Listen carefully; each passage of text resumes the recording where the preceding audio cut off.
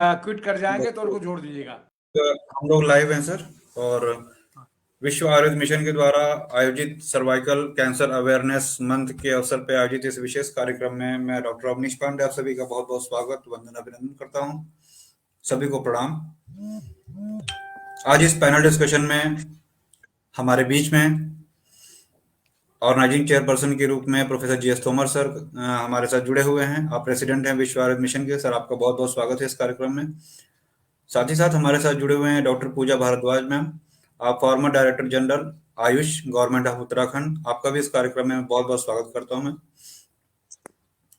Professor Seema Dwivedi ma'am, professor department of ops and gynaecology GSV medical college Kanpur से हमारे साथ जुड़ी हुई हैं। मैम आपका भी इस कार्यक्रम में मैं बहुत बहुत स्वागत करता हूं। साथ ही साथ डॉक्टर कामिनी धीमान मैम एसोसिएट प्रोफेसर हैं आप डिपार्टमेंट ऑफ प्रसूति तंत्र एवं स्त्री रोग all India institute of Ayurveda नई दिल्ली से। आपका भी बहुत बहुत स्वागत है मैम इस कार्यक्रम में। डॉक्टर शांति चौधरी मैम हमारे साथ जुड़ी हुई हैं। आप farmer research officer Motilal Nehru medical college Prayagraj. आपका भी इस कार्यक्रम में बहुत बहुत स्वागत है मैम। हमारे साथ जुड़ेंगे अभी डॉक्टर अंजना सक्सेना मैम। आप असिस्टेंट प्रोफेसर हैं डिपार्टमेंट ऑफ प्रसूति तंत्र स्त्री रोग गवर्नमेंट आयुर्वेदिक कॉलेज वाराणसी से। आप सभी लोगों का इस कार्यक्रम में बहुत बहुत स्वागत है। और जो लोग भी इस कार्यक्रम को फेसबुक पे लाइव देख रहे हैं या रिकॉर्डेड यूट्यूब में देखेंगे आगे चल के, आप सभी का इस कार्यक्रम में बहुत बहुत स्वागत है। बहुत ही महत्वपूर्ण विषय पे ये कार्यक्रम आयोजित हो रहा है। और जैसा कि बहुत ही बर्निंग इशू है सर्वाइकल कैंसर, इसी विषय पे बातें करेंगे। और कार्यक्रम को आगे बढ़ाने से पहले सबसे पहले भगवान धन्वंतरी की वंदना के साथ इस कार्यक्रम को शुरू करेंगे। आराध्य आरोग्य के देवता भगवान धन्वंतरी की वंदना। नमामि धन्वन्तरिमादिदेवं सुरासुरैर्वन्दितपादपद्मम् लोके जरारुक भयमृत्युनाशं दातारमीशं विविधौषधीनां। न त्वहं कामये राज्यं न स्वर्गं न पुनर्भवं कामये दुःखतप्तानां प्राणिनामार्तिनाशनम्। पुनः एक बार आप सभी लोगों का बहुत बहुत स्वागत है। देश के कोने कोने से लोग जुड़े हुए हैं। मैं प्रतापगढ़ से प्रयागराज से professor G S Tomar sir जुड़े हुए हैं। प्रयागराज से डॉक्टर शांति चौधरी मैम जुड़े हैं। कानपुर से ma'am professor Seema Dwivedi ma'am जुड़े हैं। दिल्ली से डॉक्टर कामिनी धीमान मैम। उत्तराखंड से डॉक्टर पूजा भारद्वाज मैम। काशी से डॉक्टर अंजना सक्सेना मैम।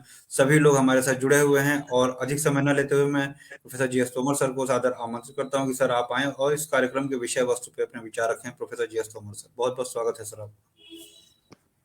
बहुत बहुत धन्यवाद अवनीश जी। और सबसे पहले मैं धन्यवाद देना चाहूँगा प्रोफेसर पूजा भारद्वाज जी को, जिन्होंने हमको याद दिला के, मैं अक्सर हर दिन को याद रखता हूँ लेकिन आपने ससमय याद दिलाया और कहा कि इतने महत्वपूर्ण विषय पर एक कार्यक्रम आयोजित होना चाहिए। तो आज मैं बहुत बहुत धन्यवाद देना चाहता हूँ इस कार्यक्रम की प्रारंभ करने के लिए, आपने हमको याद दिलाया। और साथ साथ आज हमारे साथ जुड़ी हुई हैं पूजा जी को तो प्रारंभ से ही आप एक कुशल प्रशासक, एक अच्छी एकेडमिशियन, रिसर्चर और इसके साथ साथ में एक बहुत अच्छी ह्यूमन बीइंग, यो कि मैं प्रारंभ से ही जानता हूं। मुझे बड़ी प्रसन्नता है कि आप जन सामान्य के लिए, ह्यूमैनिटी के लिए, सफरिंग ह्यूमैनिटी के लिए आप अपने आप में एक विशेष रूप से जुड़ाव रखती हैं। काशी हिंदू विश्वविद्यालय का एक वाकया मैं याद करता हूं कि हम लोगों की सबकी पूज्य professor Premvati Tiwari ma'am, she was the head of the department और डीन फैकल्टी ऑफ आयुर्वेद, और प्रसूति तंत्र की वो हेड थी। दूर दूर से उनके पास पेशेंट आया करते थे। तो बाय द वे मैं मैडम के पास किसी पेशेंट को दिखाने के लिए गया हुआ था, तो मैडम तुरंत निकल रही थी। निकलने के बाद कोई वीआईपी पेशेंट का फोन आया, तो मैडम ने कहा कि मैं जा रही हूँ, तो मैडम आपकी एब्सेंस में मैं किसको दिखाऊं, कैसे मेरा काम होगा। उस समय डॉक्टर पूजा जी वहां पढ़ रही थी। आप जो है वहां की क्लिनिकल रजिस्ट्रार थी डिपार्टमेंट ऑफ प्रसूति तंत्र में, और वहां पर बड़ी बड़ी सीनियर टीचर्स का मैं नाम नहीं लेना चाहूंगा, काफी सीनियर टीचर्स थी वहां पर। तो मैडम प्रेमवती तिवारी जी के शब्द थे कि better you consult doctor Pooja Bhardwaj, she will be here और she will look after you properly. तो मुझे इतनी प्रसन्नता है कि आपका क्लिनिकल सेंस, आपकी पेशेंट ओरिएंटेड अप्रोच, वो बहुत मैं उसका कायल हूं। और आपने राजकीय आयुर्वेदिक कॉलेज हंडिया हॉस्पिटल में रह करके हमारे साथ काम किया और आपने एक ऐसा स्थान बनाया चाहे वो प्रयागराज हो, चाहे झांसी हो, चाहे उत्तरांचल हो, हर जगह आपने जाकर के अपनी एक छवि छोड़ी, अपनी मेहनत और अपने परिश्रम से आपने अपने व्यक्तित्व को बनाया। तो मैं आपको बहुत बहुत अभिनंदन करता हूं, स्वागत करता हूं इस कार्यक्रम में। आज ये जो विषय वस्तु का चयन हुआ है, ये बहुत ही इंपॉर्टेंट है। जब मैं देख रहा था अभी कि ये जो है cervical cancer is suppose to be the second biggest cause cancer में, महिलाओं में होने वाली रिप्रोडक्टिव डिसीज में सबसे इंपॉर्टेंट है, और फोर्थ कॉमन डेथ ऑफ हमारी रिप्रोडक्टिव एज में जो महिलाओं की डेथ होती है उसमें फोर्थ कॉमन कॉज है। और मैं देख रहा हूं कि इसका जो है प्रति 7 सेकंड एक महिला काल कवलित हो रही है। एक डेटा में पढ़ रहा था, उस डेटा में था 1,37,000 महिलाएं प्रतिवर्ष प्रभावित होती हैं और नियर अबाउट 57,000 महिलाएं प्रतिवर्ष से अपना अकाल काल कवलित हो जाती हैं।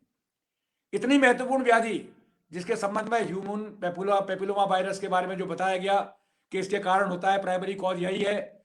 साथ साथ में इसके जो एडिशनल कारण बताए गए, तो स्वच्छता की कमी के संदर्भ में बात की गई। तो मैं यहां पर विशेष रूप से अधिक बात नहीं करूंगा क्योंकि हमारे पैनलिस्ट इसको रखेंगे विचार। एक बात बताना चाहूंगा कि all life style related diseases has got something specific in Ayurvedic system of medicine. ये WHO का कहना है, और it is also suppose to be a life style related disease. Infectious है, लेकिन life style plays an important role in the prevention of cervical cancer. बहुत बड़ा role है। तो जिसके संदर्भ में आज डॉक्टर पूजा जी हमारे सामने विचार रखेंगी, कामिनी जी भी विचार रखेंगी, अंजना जी रखेंगी, सीमा द्विवेदी मैम रखेंगी। तो मैं ये कहना चाहता हूं कि इसके संदर्भ में हमको अपने भारतीय वाङ्मय के उन चीजों को ध्यान रखना चाहिए कि उस समय तत्कालीन साहित्य में 20 प्रकार के यौन व्यापार का वर्णन किया, जो कि अपने आप में बहुत ही उत्कृष्ट है। इस पर अंजना सक्सेना प्रकाश डालेंगी। उदा वर्ता तथा बंध्या विप्लता च प्रप्लुता बातला चेत बातोत्था पित्तोत्था रुद्रचरा बामनी संसनी जा पुत्तग्नि पितला चया अत्यानंदा चाय होने करणी चरणाद्वयम मैती च सूच वक्ता सर्वज्ञेत्र दोषजा। इस प्रकार का वर्णन जो किया गया, all gynecological disorders comes under the purview of such type of the problems. It denotes the deep knowledge of our ancestors at that particular time. तो ये सारी चीजें जो हमारे यहाँ वर्णन की गई, तो मैं देख रहा हूं कि इस प्रकार की व्याधियों के संदर्भ में औषधि की बात तो हम लोग बाद में करेंगे। हमारा जो मूल उद्देश्य है स्वस्थ से स्वास्थ्य रक्षण, to maintain the health of the healthy individuals, और हम अपनी उन महिलाओं को, अपनी बच्चियों को काल कवलित होने से बचा सके। तो वैक्सीन की अवेलेबिलिटी है, वैक्सीन लगाई जाती है, बहुत अच्छा इसका प्रभाव भी है। तो मैं चाहता हूं कि एक जागरूकता अभियान के तहत हम लोगों को अपनी जीवन शैली के संदर्भ में जागरूक करें, because it's the version of WHO कि more than 75% life style related diseases can be prevented. How they can be prevented? They can be prevented after following ideal life style. What is ideal lifestyle? Ayurvedic lifestyle is supposed to be ideal lifestyle because we are paying more attention on dincharya, ratricharya, ritucharya, shadvrit, achar rasayan, concept of dharani, adharani, beg, and ahar, nidra and brahmacharya। इस प्रकार के तथ्य जो इसमें दिए गए हैं, जिसके आधार पे हम सारी चीजें अपने सामने ला सकते हैं। हमारे सामने कामिनी जी शुरू से ही एक डेडिकेटेड और पूजा जी की पसंद है। जब पूजा जी से कहते हैं एक दूसरा किसको बुलाए, तो पूजा जी नंबर 1 पर रिकमेंड करती है डॉक्टर कामिनी धीमान का। तो कामिनी धीमान अपने आप में एक बहुत बड़ा एक आपका एक अनुभव है और बहुत बड़ी अप्रोच है, और अप्रोच इन द सेंस कि आप किस प्रकार से शोध कार्य में और एकेडमी में किस तरह आगे बढ़ना चाहिए, आपको लोग अनुकरण करते हैं। मैं आपको बहुत बहुत आपका अभिनंदन करता हूं। मैं चाहता हूं भगवान धन्वंतरी से कि निरंतर आप इसी प्रकार से पीड़ित मानवता की सेवा में सन्नद्ध रहें, और इंद्रप्रस्थ में रह करके जहां पर आप हैं भारत की राजधानी में, वहां निश्चित रूप से आप आयुर्वेद की ख्याति को बहुत आगे तक पहुंचाएं, ये मेरी शुभकामनाएं हैं। हमारे साथ सीमा द्विवेदी मैम जुड़ी हुई हैं। सीमा द्विवेदी जी भारतीय संस्कृति और धर्म की परम जो है उपासक हैं, भगवान शिव की भक्त हैं, और आप बहुत अच्छी गायिका भी हैं। आपके भजन में सुनता हूं कभी कभी अकेले में, तो आनंद आता है। बहुत ही अच्छी आप, और कानपुर मेडिकल कॉलेज में जो आप कार्य कर रही हैं, निरंतर जागरूकता अभियान में आप लगी हुई हैं। तमाम प्लेटफॉर्म से, आरोग्य भारती के माध्यम से आप तमाम लेक्चर्स मैंने आपके सुने हैं, और मैं चाहता हूं कि आज आपसे मैंने निवेदन किया, आप उपस्थित हुई, तो आपका मैं बहुत बहुत अभिनंदन करता हूं, स्वागत करता हूं इस कार्यक्रम में। डॉक्टर शांति चौधरी जी बिल्कुल एक गरीब लोगों की मसीहा की तरह इन्होंने कार्य किया। आपने हर महिला को, महिला पुरुष कोई भी अगर रोगी असहाय स्थिति में आता था तो कानपुर मेडिकल कॉलेज में आपने शोध अधिकारी के रूप में कार्य करते हुए हर व्यक्ति को सहायता पहुंचाई। आज इतनी लोकप्रिय और इतनी आप जो है वो है, आपके बारे में एक ख्याति है कि हर व्यक्ति आपको सम्मान करता है। अभी आपको पुरस्कार भी मिला है और आपने बहुत बड़ा एक कार्य किया है कि इसमें आयुर्वेद, एलोपैथी, होम्योपैथी, यूनानी, नेचुरोपैथी सारे डॉक्टर्स की एक डायरेक्टरी तैयार की है। वो डायरेक्टरी हर व्यक्ति के टेबल पे, चिकित्सक के भी आपको मिलेगी। बहुत परिश्रम का काम किया है, हर व्यक्ति का detail information, telephone number, address, everything is there. तो मैं आपको इस कार्यक्रम में आप बहुत बहुत आपका स्वागत और अभिनंदन करता हूं कि आप अपने विचार रखेंगे, अपना अनुभव रखेंगे। तो बहुत अच्छी बात है, आपके सामने पैनलिस्ट हमारे आए हुए हैं। अब मैं अवनीश जी से कहूंगा कि आप सबसे पहले हमारी प्रोफेसर पूजा भारद्वाज मैडम को आप आमंत्रित करें, वो अपना विचार रखेंगे जीवन शैली पर कि किस प्रकार से जीवन शैली से हम इस प्रकार के रोग का बचाव में अपनी भूमिका का निर्वहन कर सकते हैं। तो मैं आपको कहता हूं कि आप पूजा जी को आमंत्रित करें। बहुत बहुत धन्यवाद सर। इससे पहले कि मैं मैम को बुलाऊं, एक बार हम अपने सभी जितने भी हमारे आज के वक्ता हैं जो अपने विचार रखेंगे, एक बार मैं सभी का विषय यहाँ पे बता देना चाहता हूँ। जो लोग भी इस कार्यक्रम को लाइव देख रहे हैं, हमारे साथ डॉक्टर पूजा भारद्वाज मैम जुड़ी हुई, जिनका विषय रहेगा आज के इस कार्यक्रम में इम्पोर्टेंस ऑफ आहार and Vihar in prevention of cervical cancer. इसके बाद हमारे साथ डॉक्टर सीमा द्विवेदी मैम जी जो अपनी बात रखेंगी सिम्टोमेटोलॉजी ऑफ सर्वाइकल कैंसर, इस पे आप अपने विचार रखेंगी। डॉक्टर कामिनी धीमान मैम, आपका विषय रहेगा cervical cancer stages and Ayurveda management. इसके बाद doctor Shanti Chaudhary ma'am, diagnosis and prevention of cervical cancer, इस पे आपके अपने विचार रखेंगे। डॉक्टर अंजना सक्सेना मैम जो वाराणसी से हमारे साथ जुड़ेंगी, आपका विषय योनि व्यापद एंड आर्थोदृष्टि with special reference to cervical cancer. इन विषयों पे आज का ये कार्यक्रम आगे जारी रहेगा। और सबसे पहले मैं निवेदन करूंगा डॉक्टर पूजा भारद्वाज मैम से कि मैम आए और इम्पोर्टेंस ऑफ आहार and Vihar that is life style in prevention of cervical cancer, इस पे अपने विचार रखेंगी डॉक्टर पूजा भारद्वाज मैम। बहुत बहुत स्वागत है मैम आपका। Thank you doctor Avnish. सबसे पहले तो मैं धन्यवाद करना चाहूंगी प्रोफेसर जी.एस. तोमर जी का कि उन्होंने मेरी रिक्वेस्ट मानी और इस प्रोग्राम को रखा। मैं उनका बहुत धन्यवाद करना चाहूंगी। और मैं इस मंच का, विश्व आयुर्वेद मिशन का, जो रोज ही लगभग हर सप्ताह जो है एक ज्वलंत विषयों को लेके जो आता है और जनमानस को, इनके जो लेक्चर्स होते हैं वो स्टूडेंट, टीचर और डॉक्टर्स के लिए तो लाभदायी होते हैं, सामान्य जनमानस के लिए बहुत लाभदायक होते हैं। इसलिए मुझे और ज्यादा अच्छा लगता है कि इसमें अपनी बात हम खुल के जैसे जनरल पब्लिक में करते हैं उस टाइप से कर लेते हैं, तो अच्छा लगता है। जैसा कि सभी को सबसे पहले मैं वेलकम करूंगी doctor professor Seema Dwivedi ji ma'am का, प्रोफेसर कामिनी धीमान मैम का, doctor Shanti Chaudhary ma'am, doctor Anjana, doctor Avneesh ji, और जितने इस समय श्रोतागण जो आयुर्वेद प्रेमी हैं, जो चिकित्सक हैं, सब जुड़े हुए हैं, उन सबका मैं स्वागत करूंगी और कि मेरे प्रोग्राम में सुनने के लिए वो आए हुए हैं। जनवरी मास जो होता है ये सर्वाइकल हेल्थ अवेयरनेस मंथ के रूप में मनाया जाता है और इसको जो टील कलर रिबन से रिप्रेजेंट किया जाता है। जैसा कि आप सबको पता है, it is second most common cause of death in women in India. लगभग 1 लाख से ऊपर महिलाएं जो है प्रति वर्ष इस भयानक बीमारी से प्रभावित होती है। उसमें करीब 70,000 की तो डेथ हो जाती है और प्रति 7 मिनट एक महिला इससे काल कवलित होती है। इतनी भयंकर बीमारी है ये। जैसा कि आपको सबको पता ही है कि कैंसर क्या है। Cancer is the abnormal growth of the cells. और अगर इस सर्विक्स में है तो सर्वाइकल कैंसर है। बहुत शॉर्ट है, बताऊंगी। एंडोसर्विक्स, एक्सो मैडम बताएंगे डिटेल आपको। Endocervix line by the columnar epithelium और exocervix line by the squamous epithelium. इसी के हिसाब से इसका जो है जो कैंसर होगा उसका नोमेनक्लेचर होगा। बीच में जो एक है ट्रांजिशनल जोन होता है, उसमें एंडो एक्सो का मिक्स है, कॉलमनर भी है एंड स्क्वैमस भी, दोनों भी चीजें हैं। तो कैंसर जो होता है ये मोस्ट कॉमन कॉज इसका जो है वो HPV वायरस है, ह्यूमन पेपिलोमा वायरस जो है वो most common causes, about more than 75%। इसका मतलब 25% और भी कुछ कारण होंगे जो इसके लिए उत्तरदायी होंगे। केवल HPV ही वायरस नहीं है। और ये सेक्सुअली ट्रांसमिटेड डिजीज है। अबाउट 75-80% लेडीज जो है वो अपने जीवन काल में इस बीमारी से सफर करती हैं, लेकिन सबको कैंसर नहीं होता है। एक्चुअली जो कैंसर इसकी स्टेज जो है एचपीवी की 16, 18 ये हाई रिस्क में है, बाकी जो है वो लो रिस्क में है। 6, 11 भी आते हैं इसमें हाई रिस्क में ही, लेकिन 18, 16 जो है वो हाई रिस्क में है। जब ये एचपी वायरस एक बार एंटर कर जाता है तो वो अपनी जगह बनाता है। इम्यून सिस्टम अगर वीक है, इसे शॉर्ट में मैं कॉज बताऊंगी कि एक तो बहुत अर्ली मैरिज।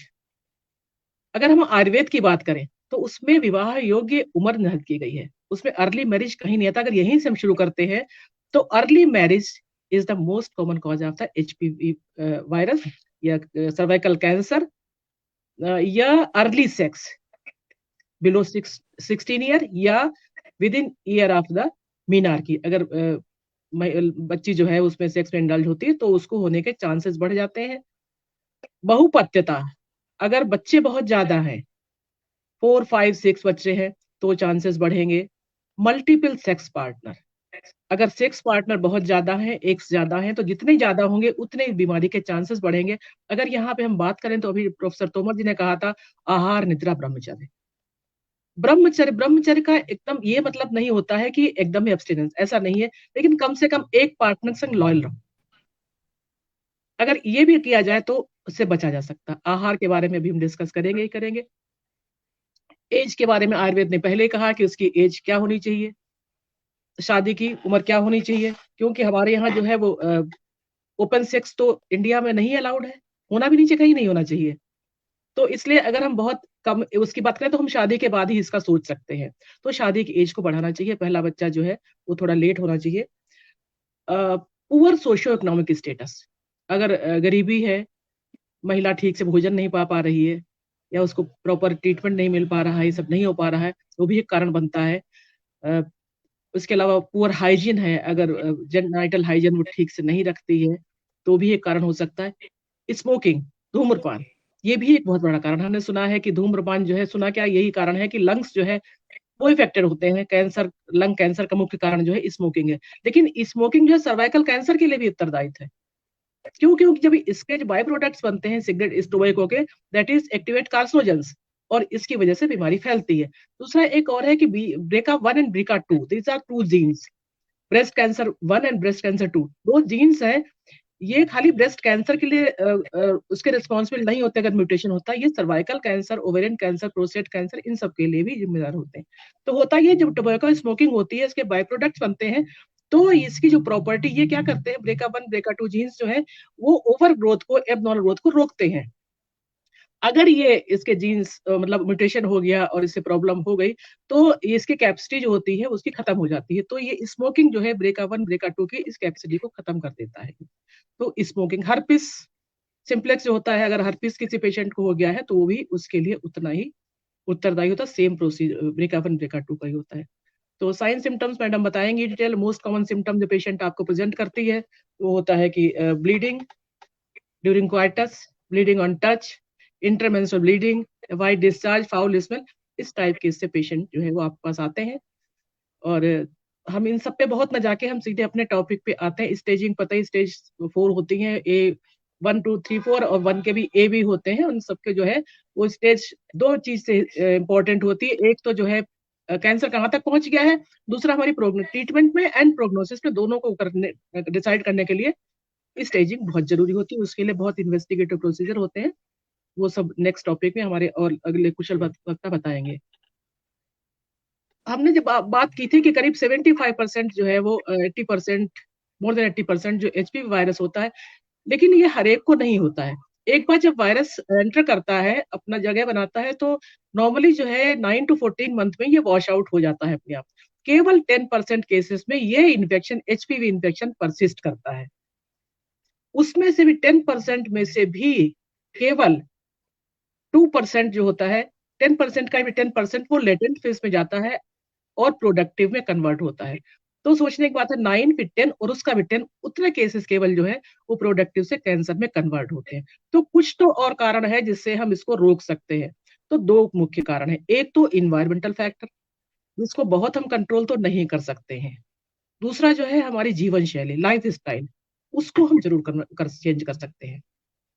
अगर हम ध्यान दें, जो हमने अभी कॉजेस की बात की थी, तो जो हाई रिस्क फैक्टर है, अगर उन हाई रिस्क फैक्टर्स को जो अवॉइडेबल है उनको हम अवॉइड कर सकें, तो हम इस कैंसर को रोक सकते हैं।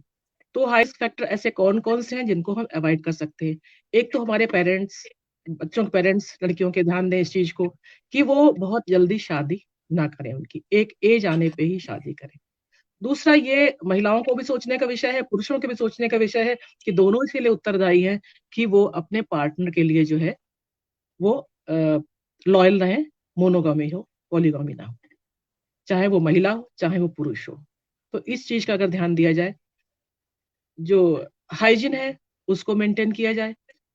बॉडी इम्यूनिटी, क्योंकि इम्यूनो डिफिशियंसी अगर है पेशेंट में और अगर उसके अलावा और भी डिजीजेज़ हैं, एड्स है, गोनोरिया है, सिफिलिस है, अगर इस टाइप डिजीज़ है या कोई क्रोनिक डिजीज़ है जिससे कि इम्यूनो डिफिशियंसी इम्यूनिटी कम हो रही है, तो भी पेशेंट को होने का डर रहता है। तो इस टाइप से अगर ट्रीटमेंट, अगर पेशेंट को कोई बीमारी है, तो उसको हम ट्रीट कर लें।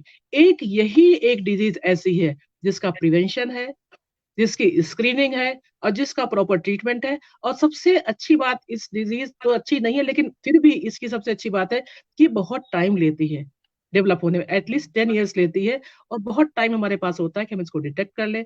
तो रेगुलर जो है अगर स्क्रीनिंग की जाए, पैपिलोमाकोलर स्मेयर अभी मैडम बताएँगे आगे, तो उसकी वजह हो जाता है कि 21 ईयर्स से पैपिलोमाकोलर स्मेयर होती है और 30 ईयर्स की एज के बाद एचआईवी डिटेक्शन जो है सेम प्रोसीजर से लेके किया जाता है।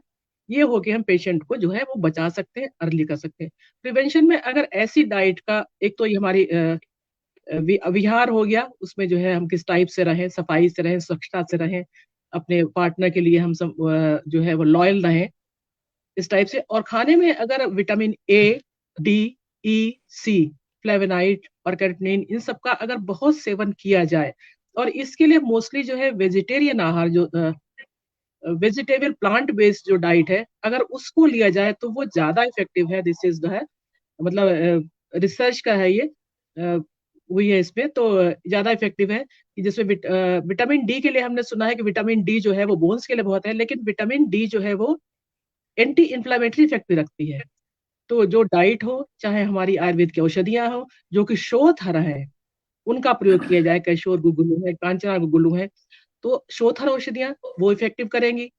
जो सर्वगंध द्रव्य है, वो इफेक्ट करेंगे। जो डाइट है उसमें हम ले सकते हैं, जो डार्क ग्रीन है, डार्क येलो है, डार्क ऑरेंज है, इस टाइप की जो सब्जियाँ होंगी, जो फल होंगे, एप्पल हो गया, जो अपना आंवला है, gooseberry, is very good for the antioxidant. जो एंटीऑक्सीडेंट्स होंगे से बहुत अच्छे फायदा करेंगे इसमें प्रिवेंशन में। एप्पल, पोमीग्रेनेट, पपाया, सब्जियों में अगर हम ले लें तो कॉलीफ्लावर, ब्रोकली, स्पिनच, ये सब जो और इसके अलावा स्वीट पोटैटो, ये सब जो है, black grapes specially, these are very effective against prevention of the cancer. तो अगर इनको डाइट में हम इस्तेमाल करें और शाकाहार का प्रयोग करें, तो ये बहुत अच्छा रहेगा और प्रिवेंशन में बहुत फायदा करेगा। अगर रही आयुर्वेद की औषधियों की बात, तो हम खाली प्रिवेंशन बात कर रहे हैं। तो जो इम्यूनिटी बूस्टर जो औषधियाँ हैं, आंवले में आप च्यवनप्राश ले सकते हैं, अगर आंवला सीधा नहीं ले सकते या हमेशा नहीं मिलेगा। और जो भी इम्यूनिटी बूस्टर, गिलोय ले सकते हैं, श्वेतहर द्रव्य ले सकते हैं और नियमित रूप से अपना जो है योनिका धावन, प्रक्षालन, हाइजीन, इसके लिए जो हम चाहे नीम क्वाथ कर सकते हैं या कोई श्वेतहर द्रव्य उसी से, इन सब से जो है, खाली प्रिवेंशन की बात कर रहे हैं, इन सब से करके हम कैंसर जैसी बीमारी से बच सकते हैं। और इसके अलावा वैक्सीनेशन जो है वो जिसे बताया गया है 9 to 15 इन अर्ली टीनेज में ज़्यादा इफेक्टिव होता है, जब तक कि उसका एक्सपोज़र ना हो एचपीवी वायरस से, ज़्यादा इफेक्टिव होता है। तो उसके लिए भी एक अवेयरनेस प्रोग्राम हम चला सकते हैं। हमारे पास जो पेशेंट आती है उनको हम कह सकते हैं कि वैक्सीन अगर लें तो उनको बचाया जा सकता है। Thank you so much, this is all. बहुत बहुत धन्यवाद डॉक्टर पूजा जी, आपने बहुत अच्छी बात कही। गोस्वामी तुलसीदास जी ने एक चीज कही है कि हमको जो है loyalty to our partner, that is very important. Tulsidas ji ने लिखा है कि पतिव्रता स्त्रियां 4 तरह की होती हैं। पहली स्त्री वो पतिव्रता नहीं, वो पत्नीव्रता भी है, दोनों के लिए है वो, आप नाराज मत होइएगा। ये कहा है कि उत्तम के अस बस मन माही, सपने आन पुरुष जग नाही, और मध्यम परपद देखे कैसे, भ्राता पिता पुत्र निज जैसे। ये बिल्कुल सही, पारंपरिक बिल्कुल हमारी सही। संस्कृति है, ये हमारा गौरव है। कि हमारे यहाँ प्रारंभ से ही इसके बारे में चर्चा की गई। दूसरी इंपॉर्टेंट चीज, आपने बहुत अच्छी बात सामने शेयर की कि आपको प्रिवेंशन करना है तो कोई वायरस हो, it may be papilloma virus, कोई भी वायरस हो, till your immunity is not compromised, तो ये वायरस रुक करके आपको बीमारी पैदा करने से के लिए उत्तरदायी नहीं होगा। तो मैं ये कहना चाहूंगा कि इम्यूनिटी बूस्टर ड्रग्स का एक दिन का अफेयर नहीं है, it is not the one day show, we have to continue using all type of the immunomodulator drugs right from very beginning throughout the year।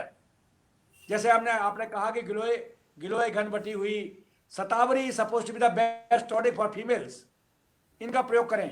तीसरा एक मेरा अपना व्यक्तिगत अनुभव है कि I have published the paper molecularly target cancer therapy, और ये पेपर मेरा इंटरनेशनल पब्लिकेशन हुआ। तो मैंने सिद्ध ये किया कि इफ ए पर्सन और suffering from a particular disease of a particular part of cancer, then you will have to use हीरक भस्म along with the drugs which are responsible for that particular system concern। Bronchogenic carcinoma है तो श्वास का सिम्टोमोलॉजी के साथ दीजिए। अगर आपका जो है सर्वाइकल कैंसर है तो आप पुष्यानुक चूर्ण के अनुपान के साथ, पुष्यानुक चूर्ण के साथ मिला के दीजिए। तो उस संस्थान में जाने वाली व्याधि औषधि उस संस्थान में अधिक कंसंट्रेशन में पहुंचेगी, साथ में आपकी हीरक भस्म पहुंचेगी, वहां आपको लाभ पहुंचाएगी। दूसरा, आपने पंचबलकल क्वाथ is suppose to be wonderful drug. पंचबलकल क्वाथ का प्रयोग योनि धावन के लिए, दूस के लिए भी प्रयोग कराया जाता है। ये बहुत अच्छी चीजें हैं। और जहां तक शोथक द्रव्यों का सवाल है तो 10 मूल घनवटी is suppose to be wonderful drug.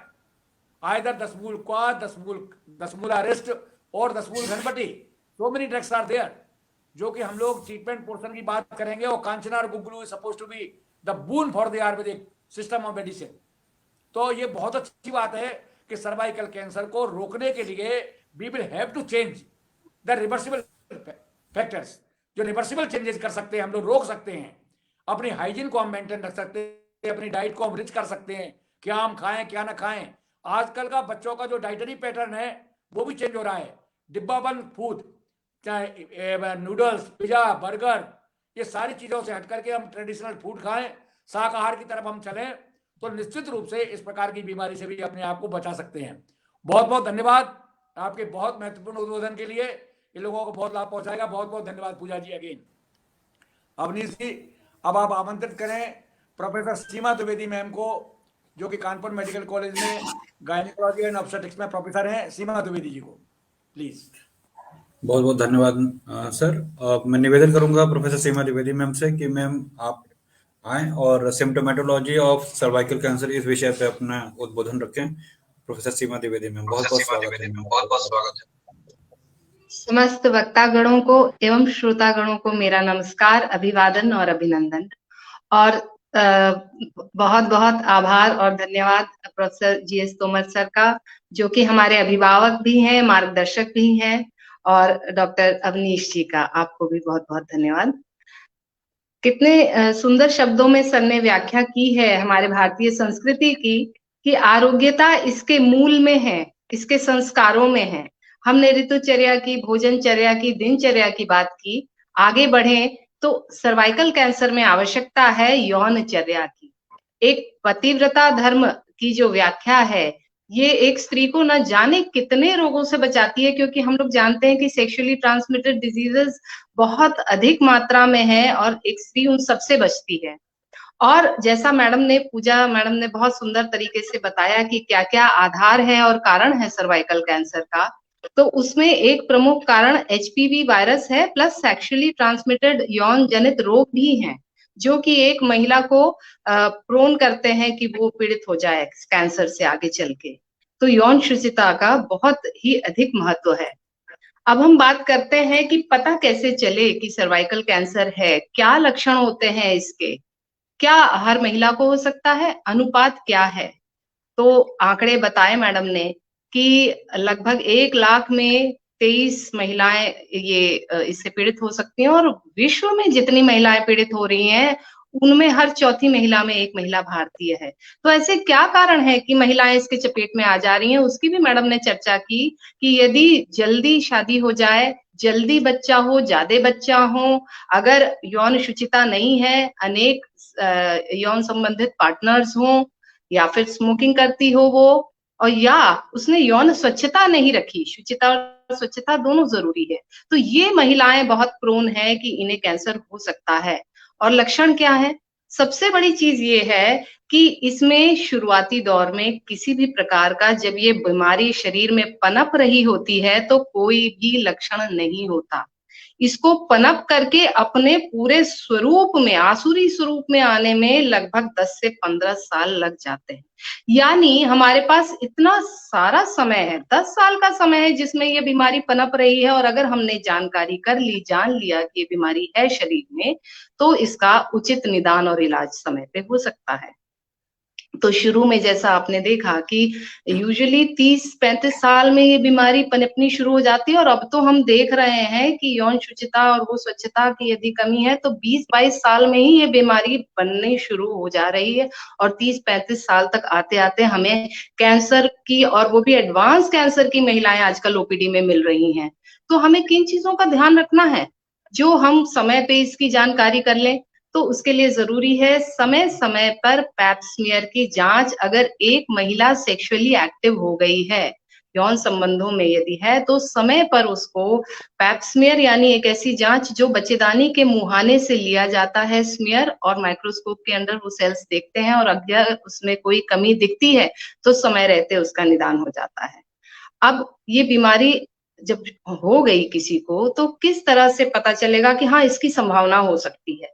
तो चूंकि ये योनि द्वार के अंत में जाकर के गर्भाशय का मुंह होता है, वहां पर अल्सर या कोई ग्रोथ बनता है इस बीमारी में, और चूंकि वो ग्रोथ बड़ा फ्राइबल होता है, यानी छूते ही उससे ब्लीडिंग होने की संभावना होती है, इसलिए इसका जो प्रमुख लक्षण है वो है अनियमित रक्तस्राव और यौन संबंध के पश्चात ब्लीडिंग, पोस्ट कॉइटल ब्लीडिंग जिसे कहते हैं, या इंटरमेंस्ट्रुअल ब्लीडिंग, माहवारी या मासिक के बीच बीच में ब्लीडिंग होना, रक्तस्राव होना, और या फिर एक महिला जिसे मीनोपॉज हो गया है, रजोनिवृत्ति हो गई है, और कई साल तक उसे महीना नहीं हुआ, लेकिन अब शुरुआत हो गई है ब्लीडिंग की, फाउल स्मेलिंग, बदबूदार वेजाइनल डिस्चार्ज, योनि स्राव, बदबूदार योनि स्राव अब शुरू हो गया है काफी उम्र के बाद, तो भी संभावना हो सकती है कि अंदर ये बीमारी पनप रही हो।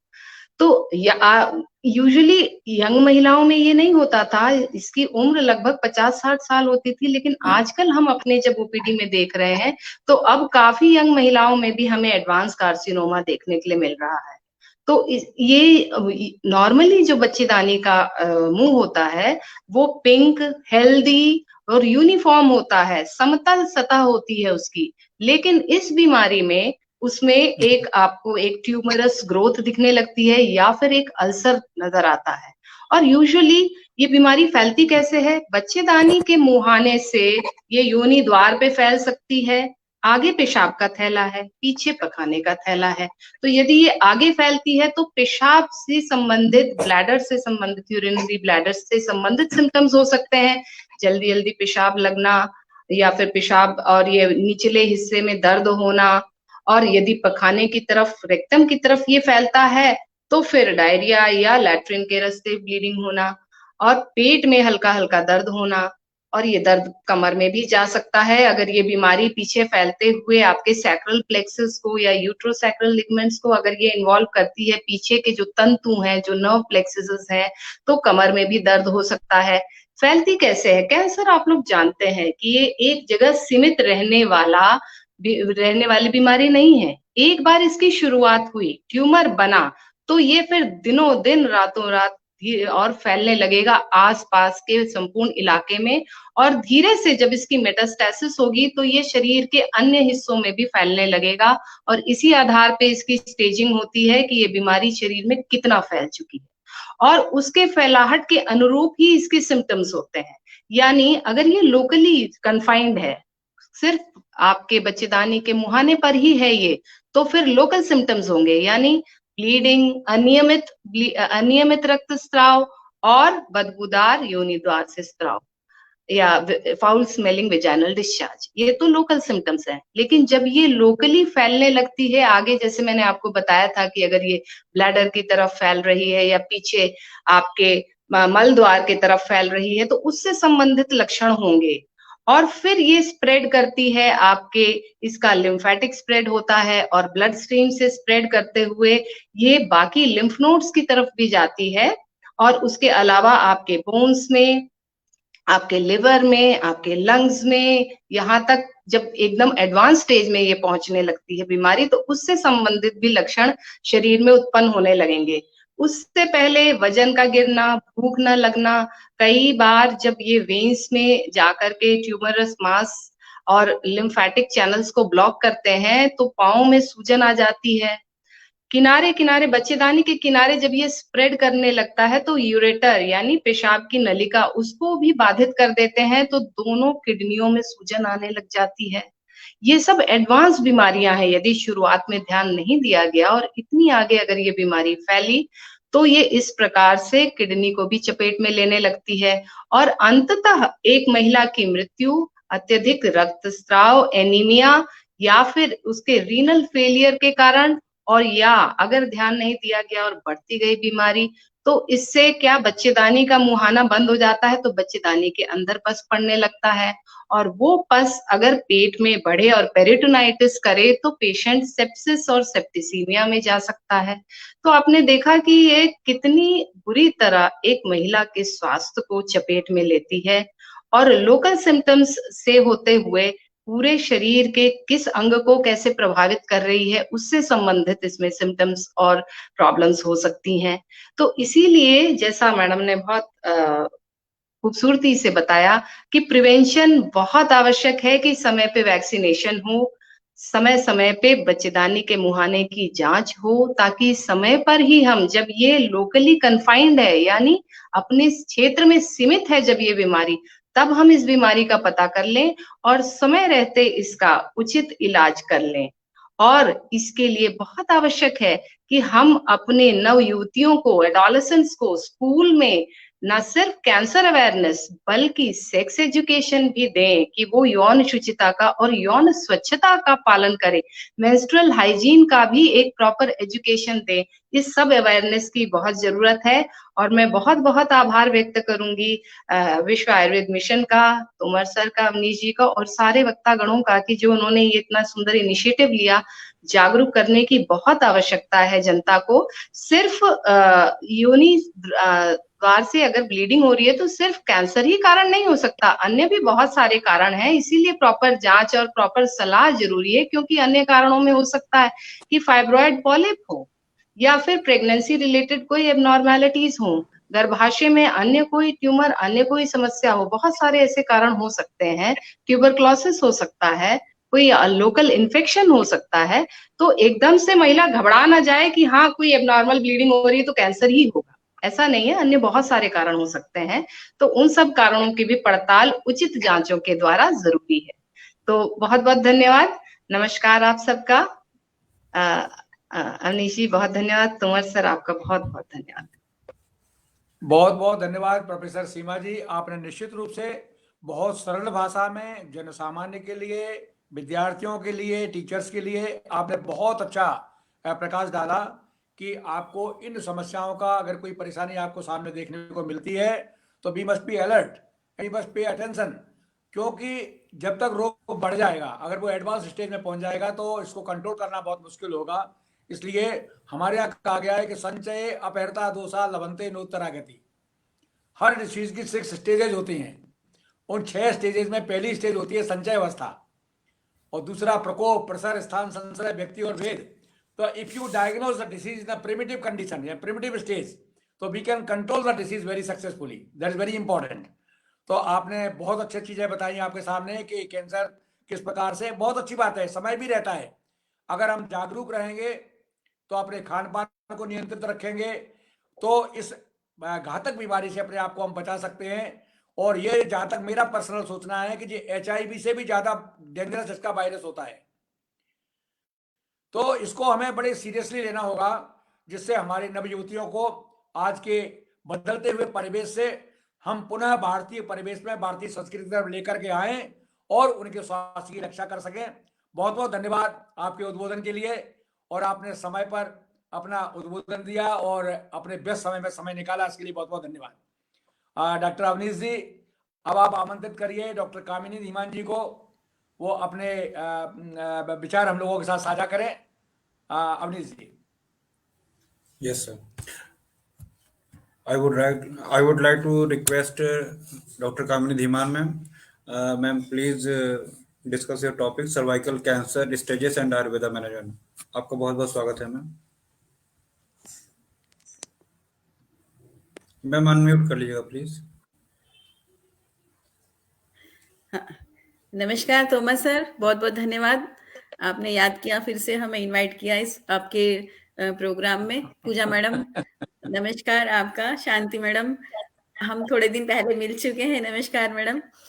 अंजना जी भी जुड़ गई हैं, उनको भी मेरा नमस्कार। अवनीश जी आपका धन्यवाद मुझे इनवाइट करने के लिए, और बहुत अच्छा आपने ये इनिशिएटिव लिया कि ये जनवरी महीना बोलते हैं कि साल का पहला महीना होता है, और पहले ही महीने में जो हम अच्छा काम करते हैं, अवेयरनेस का काम करते हैं, तो बहुत अच्छा है कि हम किसी की लाइफ जो है उसको सेव करने का जो है विचार जो है, इसमें सबसे पहला यही है कि save the life of youngsters.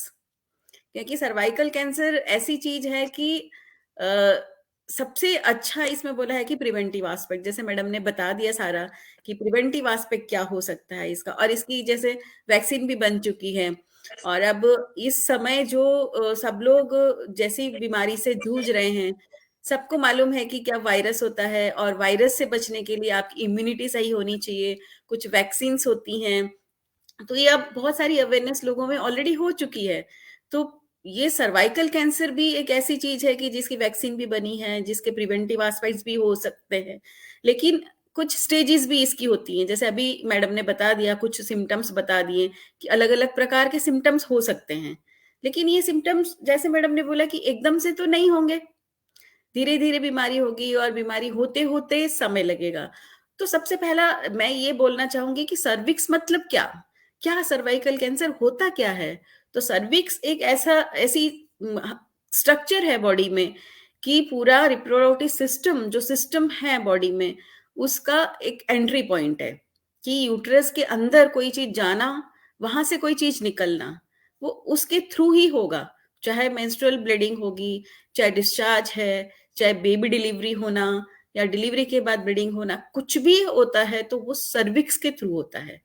तो एक बहुत बड़ा, एक बोलते हैं ना कि एक द्वारपाल का काम करता है सर्विक्स जो है यूट्रस का। और द्वारपाल जो है वो हमेशा स्वस्थ होना चाहिए, स्वच्छ होना चाहिए। स्वच्छ होगा, स्वस्थ होगा, तो इंडिकेट करता है कि पूरा सिस्टम उस व्यक्ति का जो है वो स्वस्थ है। उस द्वारपाल में या जो द्वार है उसमें अगर कुछ चेंज आता है तो वो बता रहा है कि सिस्टम में कुछ गड़बड़ स्टार्ट हो गई है। तो सर्विक्स एक बहुत छोटा सा स्ट्रक्चर है, एंट्री पॉइंट है, लेकिन सॉफ्ट रहता है, और उससे कोई भी उसमें स्वेलिंग नहीं होनी चाहिए, उसका कलर चेंज नहीं होना चाहिए। नॉर्मल जैसे कि हमारा टिप ऑफ द नोज होता है, उस टाइप की उसकी कंसिस्टेंसी होती है, सॉफ्ट स्ट्रक्चर रहता है, और उसमें कोई डिस्चार्ज नहीं होना चाहिए, कोई कंजेशन मतलब कि उसका कलर चेंज नहीं होना चाहिए, लाल नहीं होना चाहिए। अभी पूजा मैडम ने जैसे बताया कि एक्टो सर्विक्स होता है, एंडो सर्विक्स होता है। एक्टो मतलब कि वो सर्विक्स भी ऐसा एक पोर्शन है जो वेजाइना में भी रहता है और यूट्रस के अंदर भी रहता है कुछ पोर्शन उसका। तो दो पोर्शन उसके है, एक एक्टो है, एक एंडो है। तो एक्टो सर्विक्स का स्ट्रक्चर वेजाइना से मिलता जुलता रहता है, तो वो स्क्वैमस सेल से बना रहता है। अंदर का जो है, मैडम ने जैसे बताया कि स्क्वेमो कोलमनर जंक्शन शिफ्ट हो रहा है, तो अंदर का स्ट्रक्चर बाहर आना। जैसे कि हम कुछ भी काम घर के अंदर करते हैं, वही काम अगर दरवाजे के ऊपर बैठ के करेंगे तो सब लोग देखेंगे कि क्या हो गया, इनका दिमाग खराब हो गया कि घर के बाहर बैठ के कुछ कर रहे हैं। लाइक दैट कि अंदर एक स्ट्रक्चर है यूट्रस के अंदर, वो बाहर आ गया, that is squamo columnar junction is shifted. Shift हो गया है तो वो तुरंत वो उस एरिया यानी वेजाइनल एरिया जो है उसमें वो अपने आप को फिट नहीं फील करता है। फिट नहीं फील करता है तो अलग अलग उसकी डेवलपमेंट स्टार्ट हो जाती है, ग्रोथ हो जाती है, सेल्यूलर ग्रोथ जो हो जाती है, और उसमें से डिस्चार्ज और ब्लीडिंग स्टार्ट हो जाती है। आयुर्वेद की अगर हम संप्राप्ति, जैसे कुछ स्टूडेंट्स भी जुड़े होंगे, तो उसमें मैं संप्राप्ति थोड़ा बताना चाहूंगी कि ये होता क्यों है कि स्क्वेमो कोलमनर जंक्शन शिफ्ट हुआ है, तो वो एक गति हुई। गति जब शरीर में होती है, कहीं भी होती है, तो वायु जो है उसमें वायु का रोल रहता है कि वायु दुष्ट हुआ है व्यक्ति के शरीर में और एकदम से उसकी इतनी चल गुण है, उसकी इतनी गति बढ़ गई कि वो पूरा का पूरा जंक्शन उसने बाहर की तरफ शिफ्ट कर दिया। शिफ्ट करते ही वायु जो है, चल गुण वायु का, उसने रस रक्त को छोड़ के सीधे मांस के अंदर प्रवेश कर दिया, मांस धातु को दुष्ट कर दिया। मांस के साथ साथ उसने रक्त धातु की दुष्टि कर दी।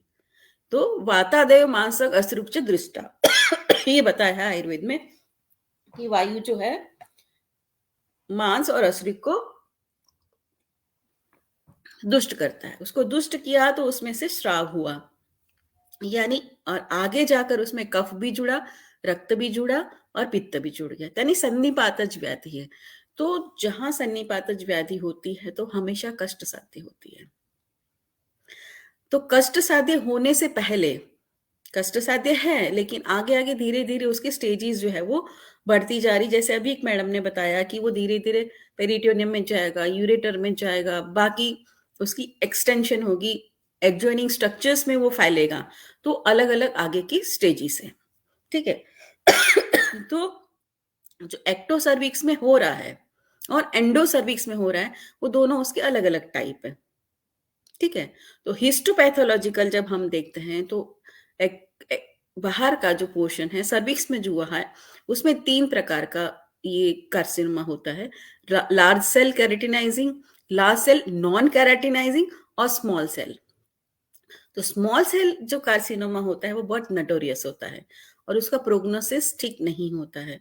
तो जब भी हिस्टोपैथोलॉजिकल रिपोर्ट आप लोगों के पास आती है, स्टूडेंट्स अगर जुड़े हैं तो उनको मैं बोलूंगी कि स्मॉल सेल कार्सिनोमा अगर लिखा है तो सीधे उसको पेशेंट को आपको कन्विंस करना है कि ये स्टेज जो है थोड़ा सा और आगे जा चुकी है, ठीक है। और दूसरा एक एडिनो कार्सिनोमा जो होता है उसका positive factor generally oral contraceptive pills का प्रयोग है। ओसी पिल्स यूज आजकल बहुत बढ़ गया है, चाहे कोई भी मेंस्ट्रुअल प्रॉब्लम है, कुछ और प्रॉब्लम है, तो ओसी पिल्स का यूज बहुत हो रहा है। ओसी पिल जाकर आगे जाकर ये कार्सिनोमा करती है जो कि एडिनो कार्सिनोमा, और ये यंग, जैसे अभी मैडम एक बता रही थी कि सर्वाइकल कैंसर जो है पहले होता था, बहुत ओल्ड लेडीज में मिलता था, लेकिन आजकल यंग गर्ल्स में भी मिलने लगा है। तो उसके 2 कारण हैं जो मैं अपने एक्सपीरियंस से बताती हूँ कि जैसे अभी मैडम ने बोला कि late marriage is must. Late marriage तो है, बट क्या आपने अपनी वर्जिनिटी मेंटेन रखी है? बेशक लॉयल्टी टू पार्टनर है, but virginity to maintain before marriage is also important factor. एक सबसे बड़ा कॉज जो यंग जो जनरेशन है उसमें होने का एक कारण ये है। दूसरा कारण है frequent use of OC pills. 2 positive factors जो है वो एडिनोकार्सिनोमा करते हैं यंग गर्ल्स में। अब आते हैं हम मैनेजमेंट कैसे करेंगे। सीधा मैं मैनेजमेंट पे जंप करती हूँ क्योंकि थोड़ा टाइम जो दिया गया है कि ट्रीटमेंट अगर हमारे पास पेशेंट्स आती हैं कराने के लिए तो हमें कब ट्रीटमेंट करनी है, कब नहीं करनी है। तो फर्स्ट स्टेज जो है, जो सर्वाइकल एरिया तक ही वो सीमित है, आगे वो उसकी मेटास्टेसिस नहीं हुई है, लिम्फेटिक ड्रेनेज नहीं हुई है अभी तक, लिम्फ नोड्स एनलार्ज नहीं हुआ है या यूरेटर रेक्टम तक वो आगे नहीं गया है, तो we can manage that condition. हम उस पेशेंट की ट्रीटमेंट कर सकते हैं। जो फर्स्ट स्टेज है वो आपने, जैसे ही पेशेंट आती है कंप्लेंट लेकर, एक इंपॉर्टेंट इसका सिम्टम है post coital bleeding. Post coital bleeding अगर है तो ये सीधा इंडिकेट करता है कि पेशेंट को हो सकता है कार्सिनोमा डेवलप हो रहा है, सर्वाइकल सर्विक्स का कैंसर डेवलप हो रहा है। तो उसमें सबसे पहले हमने पर्सपेकुलम एग्जामिनेशन इज मस्ट, चेक करना है पेशेंट को, और पेशेंट को भी जब भी ये प्रॉब्लम होती है तुरंत डॉक्टर के पास जाना जरूरी है और एग्जामिनेशन अपना कराना है। अगर और जनरल पब्लिक दूसरे जो नॉन मेडिको जुड़े हैं उनके लिए मैं कहना चाहूंगी, ये सिम्टम अगर मिलता है पोस्ट कॉइटल ब्लीडिंग, रिलेशन बनाने के बाद ब्लीडिंग होता है, तो तुरंत डॉक्टर को संपर्क करें और अपना एग्जामिनेशन कराएं। लोकल एग्जामिनेशन डॉक्टर करते हैं और उसमें अगर उनको कोई ग्रोथ नहीं लगती है तो वहां बायोप्सी भी कर सकते हैं, आपको सजेस्ट भी कर सकते हैं। अगर ग्रोथ है तब पंच बायोप्सी होती है, ग्रोथ नहीं है तो कोन बायोप्सी होती है। तो इस प्रकार की अलग अलग हम लोग बायोप्सी भी लेते हैं, वहां डिफरेंट एरिया से वहां से सेल लेकर उसको चेक किया जाता है क्या वहां सेल में कोई चेंजेस स्टार्ट हो गए हैं कि नहीं। अगर चेंजेस स्टार्ट हो गए हैं तो we have to start the treatment. तो ट्रीटमेंट में बहुत सारे डिफरेंट प्रोटोकॉल रहते हैं कि हम ओरल ट्रीटमेंट भी देते हैं, लोकल भी देते हैं। तोमर सर ने 2-3 मेडिसिन के नाम भी बता दिए हैं, मैडम पूजा ने भी मेंशन किया कि ये ट्रीटमेंट जो है वो दे सकते हैं, जैसे कि गुडुची का प्रयोग बताया मैडम ने, सर ने पुष्याणु का प्रयोग बताया, प्रक्षालन भी बताया। तो these are the minor things जो कि रूटीन में हम लोग यूज कर सकते हैं। बट आपको जब डाउट है कि इस पेशेंट में जो है कार्सिनोमा हो सकता है या कैंसर है, तो उसमें हम डिफरेंट मोडालिटीज यूज कर सकते हैं, जैसे कि वर्धमान पीपली प्रयोग जो कैंसर में बहुत इफेक्टिव है और हम लोग यूज करते हैं। दूसरा कि रसायन चूर्ण, जो कीमोथेरापी पे पेशेंट है उनको भी हम रसायन चूर्ण एडवाइस करते हैं, जिसमें गुडुची गोक्षुर आम्लकी होता है। ओटीसी नहीं लेना है, ये डॉक्टर की सलाह से ही लेनी है मेडिसिन। बेशक मैं नाम ले रही हूँ, नॉन मेडिको जो है वो भी ओटीसी नहीं करे, इसको डॉक्टर की सलाह से ले। दूसरा कि हम लोग कुछ थेरापीज करते हैं, जैसे सर ने प्रक्षालन बताया कि स्वच्छता का ध्यान रखना है। 2 चीजें इसमें बहुत इंपॉर्टेंट है, स्वच्छता का ध्यान रखना, इम्यूनिटी। जैसे कोई भी वायरल लोड बढ़ता है बॉडी में, तो आपका सेनापति कितना पावरफुल है उसके हिसाब से आप युद्ध लड़ सकते हो। और कैंसर एक बहुत ऐसा युद्ध है जिसके लिए अगर आपका सेनापति कमजोर है तो आप युद्ध नहीं लड़ सकते हैं। तो इम्यूनिटी आपकी सही है तो ही आप इससे लड़ सकते हैं। तो इसका रूट कॉज, जैसे मैडम पूजा ने बताया कि प्रिवेंटिव एस्पेक्ट पे जाना है, आपको शुरुआत से ही अपना डाइट ठीक रखना है, आहार निद्रा ब्रह्मचर्य को फॉलो करना है। इम्यूनिटी आपकी सही है तो आप इससे लड़ सकते हो। अगर हो गया है तब भी इम्यूनिटी सही है तो हम उससे लड़ सकते हैं। तो हमें पेशेंट की इम्यूनिटी पे ध्यान देना रहता है, किस तरह से हम उसकी इम्यूनिटी बढ़ाएं। तो जैसे रसायन चूर्ण है, अश्वगंधा सर ने बताया, अश्वगंधा का प्रयोग हम लोग करते हैं पेशेंट में उसकी इम्यूनिटी मेंटेन करने के लिए। गुडुची गोक्षुर आम्लकी है, अश्वगंधा है, लोद्र है, अशोक है, ये सारी मेडिसिन जो है वो यूज होती है। कुछ थेरापी यूज करते हैं जो मैंने खुद अपने पेशेंट्स में देके देखा है। तो उसमें एक बहुत इंपॉर्टेंट थेरापी है वो योनि पूरण। योनि पूरण में हम लोग क्या करते हैं कि मेडिकेटेड ऑयल योनि में भर देते हैं। भरने से क्या होता है कि सर्विक्स उसमें डिप रहती है, काफी देर तक वो उसको पेशेंट को हम लिटा के रखते हैं और वो सर्विक्स उसमें डिप रहेगी तो वहां जो सेल्स बन गए हैं, एबनॉर्मल सेल ग्रोथ क्यों हुई, क्योंकि वहां का वायु दुष्ट हुआ है। वायु को कंट्रोल करने के लिए हमें वहां स्नेह देना है, उसका चलगुण कम करना है। तो हम लोग उसमें मेडिसिन जो हैं वो डिप करते हैं सर्विक्स को मेडिसिन के अंदर। तो उसके हम लोग यूज कर सकते हैं। गुड़ुचियादी तेल है, सेंधवादी तेल है, अगर कुछ डॉक्टर्स लोग जुड़े हैं उनके लिए मैं बताना चाहूंगी कि गुड़ुचियादी तेल, सेंधवादी तेल, भला अश्वगंधादी तेल, इससे हम लोग योनि पूरण करते हैं। और कुछ हम लोग घृत प्रिपरेशन भी यूज कर सकते हैं। अगर ब्लीडिंग होती है, पेशेंट को इंटरमिटेंट ब्लीडिंग होती है, बहुत ज्यादा होती है, तो घृत कल्पना इसमें बहुत ज्यादा इफेक्टिव होती है क्योंकि जो भी डिसऑर्डर हुआ है वो योनि व्यापक तो है ही है, योनि में होने वाला रोग है, तो इसमें सारी थेरापीज बता ही गई है। तो इसमें एक बहुत लेटेस्ट जो थेरापी यूज होती है, और मैं भी बहुत पेशेंट में यूज कर चुकी हूँ, जहाँ अभी ऐसा लगता है कि हमने पेप्समेयर कराया और वहां हमें लगता है कि हाइपरप्लेशिया है और ये पेशेंट एंटर करने वाली है, कार्सिनोजेनिक चेंजेस उसमें लगते हैं, CIN चेंजेस भी लग रहे हैं, तो हम लोग योनि पूरण करते हैं।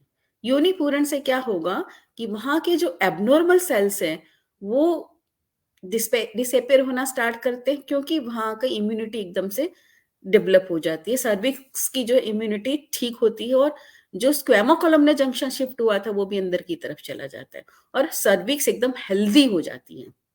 जैसे हम किसी को भी आपने यूज किया होगा कि अपनी स्किन आपको लगता है कि डल हो गई है और एकदम से आप उस पर अच्छे से क्रीम लगाते हैं, तेल लगाते हैं, घी लगाते हैं, तो स्किन चमकने लग पड़ती है। लाइक दैट सर्विक्स भी एक ऑर्गन ऐसा है कि जिसको हम एक ऑयल और घी में डिप करके रखेंगे थोड़ी देर के लिए, हम 1 आवर 2 आवर के लिए पेशेंट को लिटाते हैं और रखते हैं, तो वो एकदम से हेल्थ उसमें जो एकदम से शाइन करना चालू हो जाती है, हेल्थ उसकी आ जाती है, रीगेन हो जाते हैं, सेल्स जो डल होने लगते हैं, डैमेज हो गए थे, वो रीगेन हो जाते हैं, तो उसकी लोकल हेल्थ हम उससे इंप्रूव करते हैं। तो बाकी प्रक्षालन तो सर ने बता दिया। प्रक्षालन एक प्रिवेंटिव एस्पेक्ट है, उसको हम लोग यूज कर सकते हैं, जिसमें त्रिफला कषाय है, पंचवल्कल कषाय है, वो यूज करते हैं धावन के लिए। और दूसरे सिम्टम्स जैसे इसमें पेशेंट्स में होते हैं कि बैक पेन है, स्राव है, इंटरमिटेंट ब्लीडिंग, ये सारे योनि व्यापक में इंक्लूडेड है। हर एक किसी न किसी योनि आपत में होता है कि पेशेंट को डिस्चार्ज हुआ, ब्लीडिंग हुई है, बैक पेन हुई है, तो उसमें डिफरेंट थेरापीज जैसे हम वर्ती लगाते हैं, प्रक्षालन करते हैं। लेकिन वर्ती किस में लगाते हैं? जिस पेशेंट्स में से लगता है कि डिस्चार्ज ज्यादा हो रहा है उसमें योनि वर्ती रख सकते हैं। बट कैंसर होने के बाद आई विल नॉट रिकमेंड कि हम वर्ती रखें। उसमें सिर्फ और सिर्फ एक थेरापी जो मैंने अपने एक्सपीरियंस से देखा है कि एक योनि पूरण जो है वो हम करते हैं मेडिकेटेड। हाँ, इसमें अभी पब्लिश नहीं किया है मैंने कुछ अभी इसमें, लेकिन प्रैक्टिकली जो मैंने देखा है कि हम पूर्ण मतलब उसको हम टच नहीं कर रहे हैं, छेड़ नहीं रहे हैं। क्योंकि कैंसर में क्या होता है, ब्लीडिंग ऑन टच। अगर हम एग्जामिनेशन करते हैं पेशेंट का, पर स्पेक्यूलम पीवी एग्जामिनेशन किया तो उसमें से ब्लीडिंग होना स्टार्ट हो जाती है। इस कंडीशन में सर्विक्स को टच नहीं करना है। टच नहीं करने के लिए एक ही थेरापी ऐसी है कि हम इसमें मेडिसिन डालते हैं और उसको वैसे सच रखते हैं। अदरवाइज अगर पेशेंट को इरोजन है, इरोजन यानी कि जख्म होना, सर्वाइकल इरोजन होना, बार बार अगर किसी को सर्वाइकल इरोजन होता है तो दैट इंडिकेट्स कि ये पेशेंट कैंसर में लॉन्ग टर्म में जाकर कन्वर्ट हो सकती है। उस इरोजन में हम लोग वर्ती प्रयोग करते हैं, पिचू प्रयोग करते हैं, वहां दहन कर्म करते हैं, अग्नि कर्म, क्षार कर्म करके एबनॉर्मल सेल को हम जला देते हैं और वो ठीक हो जाता है, सर्विक्स हेल्दी हो जाती है। तो कुछ थेरापीज ऐसी है जो हम लोग रूटीन में करते हैं एज प्रिवेंटिव एस्पेक्ट, लेकिन होने के बाद नेक्स्ट स्टेज में कन्वर्ट नहीं हो तो वहां की जो हेल्थ जो है उसको रिटेन करना, रिगेन करना जरूरी है। और साथ में हम सार्वदेहिक जो है रसायन जो है पेशेंट को दे सकते हैं और देते हैं, जिसमें कि बाकी सारी वर्धमान पिपली प्रयोग बहुत इफेक्टिव आता है और इसको हम यूज करते हैं और कर सकते हैं। बाकी हीरक भस्म वगैरह का सर ने प्रयोग बता दिया, मैंने नहीं किया हीरक भस्म का। बहुत सारे पुराने वैद्य लोग हीरक भस्म का प्रयोग करते हैं, बट ये कि रिलायबल आपको कहीं से मिलती है तो ही आप लोग यूज कर सकते हो, वैद्य की देखरेख में इसको यूज करना रहता है, ऐसे ही इसको नहीं देते। तो कुछ रस औषधियां ऐसी हैं जो हम लोग यूज कर सकते हैं, जिसमें हम लोग नित्यानंद रस है, ऐसी कुछ गोल्ड प्रिपरेशन भी हम पेशेंट्स को एडवाइस करते हैं। गोल्ड प्रिपरेशन से क्या होता है, उसकी इम्यूनिटी जो है बूस्ट होगी और हेल्थ उसकी रिगेन हो सकती है। तो ये according to stage different stages में हम लोग यूज कर सकते हैं। बट जो लेटर स्टेज में जो मैडम ने बताया कि यूरेटर में हो गया, वहां से ब्लड आया, जो हम सिस्टोस्कोपी करते हैं पेशेंट्स में, कई बार आईवीपी करने की जरूरत पड़ती। मुझे याद है कि मेरी एक पेशेंट आई थी जिसको कुछ भी ग्रोथ नहीं थी सर्विक्स में कोई ग्रोथ विजिबल नहीं थी, बट हमने पेप्समेयर किया तो उसमें थोड़ा सा चेंज जरूर था। फिर उसको साथ में थोड़ा सा मुझे लगा कि कहीं ये शिफ्ट तो नहीं हो रहा इसकी ब्लैडर की तरफ। मैंने नोन थे मेरे, तो मैंने उनको बोला एक आईवीपी करा लेते हैं इनका, जबकि मैं आईवीपी रूटीन में नहीं कराती हूँ। बट मुझे बस ऐसा है कि एक सिक्स सेंस एक आपको डेवलप हो जाती है जब पेशेंट्स देखते हैं। तो हमने उसका आईवीपी कराया। आईवीपी में फिर ऐसा लगा कि उसमें रिपोर्ट आई कि वहां पर मेटास्टेसिस हो चुकी है यूरेटर में। तो यूरेटर में मेटास्टेसिस होना एक थर्ड स्टेज होती है सर्वाइकल कैंसर की। जो थर्ड स्टेज में जब पहुंच जाती है तो बहुत ज्यादा अलर्ट होकर उसकी ट्रीटमेंट करनी पड़ती है। मैंने जो छोटी छोटी ट्रीटमेंट बताई वो सिर्फ बेसिक फर्स्ट स्टेज तक की ट्रीटमेंट है, बाकी सेकेंड थर्ड फोर्थ स्टेज में जाती है तो थोड़ा सा हमने चेंज करके अलर्ट होकर उसकी ट्रीटमेंट करनी पड़ती है। और sometimes third and fourth stage irreversible होती है, ठीक भी नहीं होती है। और बहुत कॉमन कॉज जो है डेथ का, जो बेशक सर्वाइकल कैंसर है बट कॉमन कॉज जो है इसका, जो भी पेशेंट्स की डेथ होती है वो रीनल फेल्योर के कारण होती है। सर्वाइकल कैंसर जो है उसका बहुत बड़ा कॉज है, पेशेंट डेथ हुई तो रीनल फेल्योर से डेथ होती है, अदरवाइज नहीं होती। ठीक है, तो मुझे इतना ही बोलना था। नमस्कार। बहुत बहुत धन्यवाद कामिनी जी, आपने बहुत अच्छी चीजें हमारे सामने रखी। और मैं इस कार्यक्रम में डॉक्टर अंजना जी का भी स्वागत करता हूँ, वो हमारे साथ जुड़ चुकी हैं। बहुत बहुत स्वागत है, आपका अभिनंदन है। आप भी आपकी पूजा जी की पीढ़ी की एक बहुत अच्छी चिकित्सक हैं और पूजा जी की अनुयायी हैं, उन्हीं की शिष्या हैं, और आपकी ही बागडोर संभालने के लिए निरंतर एक जुझारू गायनिकोलॉजिस्ट की तरह काम कर रही हैं। मैं आपका अभिनंदन करता हूं, स्वागत करता हूं। अभी कामिनी जी ने एक बहुत अच्छी बात कही। पूजा जी ने एक बार हमको बहुत डांटा था, मुझे याद है कि गायनी का कोई प्रैक्टिकल था, तो गायनी की टीचर के अभाव में इंटरनल बन करके मैंने परीक्षा करा दी थी, तो पूजा जी हमसे बहुत लड़ी थी, तो मुझे वो याद है। आज मैं एक चीज आपके सामने शेयर करना चाहता हूँ कि ऐसे पेशेंट्स कुछ आते हैं जिनको ये कह दिया जाता है कि nothing can be done, now your cancer is in the last stage. और वो पेशेंट मॉडर्न ट्रीटमेंट लेने के कतई पक्ष में नहीं होते या करने के पक्ष में नहीं होते, तो उन पेशेंट्स के लिए हमारे पास एक चिकित्सक के नाते मैं ट्रीटमेंट जो करता हूं वो मेरा एक अपना एक अप्रोच है और मैंने बहुत ही अनुभव उसमें लिया है। पहली बात तो ये समझ लीजिए कि we should not mislead the patient. Once a patient is suffering from cancer in the advance stage, we must not claim like the जो आपके प्रोडक्ट जो फिजिशियंस होते हैं थैला छाप, उनकी तरह नहीं बोलना है। मैं न्यूयॉर्क में एक अपना पेपर प्रेजेंट करने के लिए गया, तो मेरा इंट्रोडक्शन कराया गया कि now I am calling a physician from Banaras Hindu university who is supposed to be wonderful physician. He can treat cancer within 3 doses. He can cure diabetes within 3 doses. The person who was introducing me, sarcastically he was telling this thing. तो मैंने जवाब दिया कि आयुर्वेद कोई ऐसी चीज नहीं है कि I am not a magician. Ayurveda में चरक जैसा मनीषी कहता है, न तो सर्वे व्याधि भवन्त उपाय साध्य, न तो सर्वे उपाय साध्य नाम व्याधि नाम अनुपाय निषिद्ध रस्ति परीक्ष कारणो हि कुशला भवन्ति। All the diseases are not curable. Even the curable disorders cannot be cured without proper investigation and approach. तो while we are treating a patient of cancer, ऐसी कंडीशन में हम क्या कर सकते हैं? हम 3 चीजें कर सकते हैं। डॉक्टर कामिनी जी ने साफ शब्दों में कहा कि प्राइमरी स्टेज में कैंसर अगर आता है, फर्स्ट स्टेज में आता है, तो we can definitely control. But if the patient comes in the second और थर्ड स्टेज, तो वह हम 3 चीजें कर सकते हैं और वो अपने अटेंडेंट को भी बोल देते हैं, पेशेंट को भी बोल देते हैं। Number 1, we will definitely add some more precious days, months and years in the life of the patient. Number 1. Number 2, we will definitely improve quality of life. That is very important. And third and most important thing is we can minimize the side effects of the chemotherapy and radiation therapy. ये आयुर्वेद का बहुत बड़ा contribution है, ये हम कर सकते हैं। यहां पर आपने रसौषधियों की बात कही, एक औषधि नर्वोकल्प हम लोगों ने तैयार कराया। इसमें हीरक भस्म भी है, रजत भस्म भी है, स्वर्ण भस्म भी है, अब्रक भस्म भी है और जीवनी गढ़ की औषधियां भी हैं। मैंने उसका प्रभाव देखा और that is available in the market. वृद्धबाधिका बटी का मैंने प्रयोग किया, 2 गोली सुबह शाम, और कांचनार गुग्गुलू का प्रयोग किया, तो हमने देखा कि क्वालिटी ऑफ लाइफ पेशेंट का इंप्रूव करता है। और तीसरी इंपॉर्टेंट चीज जो आपने बहुत अच्छी बात कही, योनि पूरण, आपका बिल्कुल तर्कसम्मत है, ये बिल्कुल साइंटिफिकली है आपका, क्योंकि यहां पर हमें बात को ही रोकना है। वायु का ही मुख्य कार्य होता है वायु विभजति। Uncontrolled growth of a particular group of cells is fully responsible the vata dosha is there. You will have to specify vata दोष।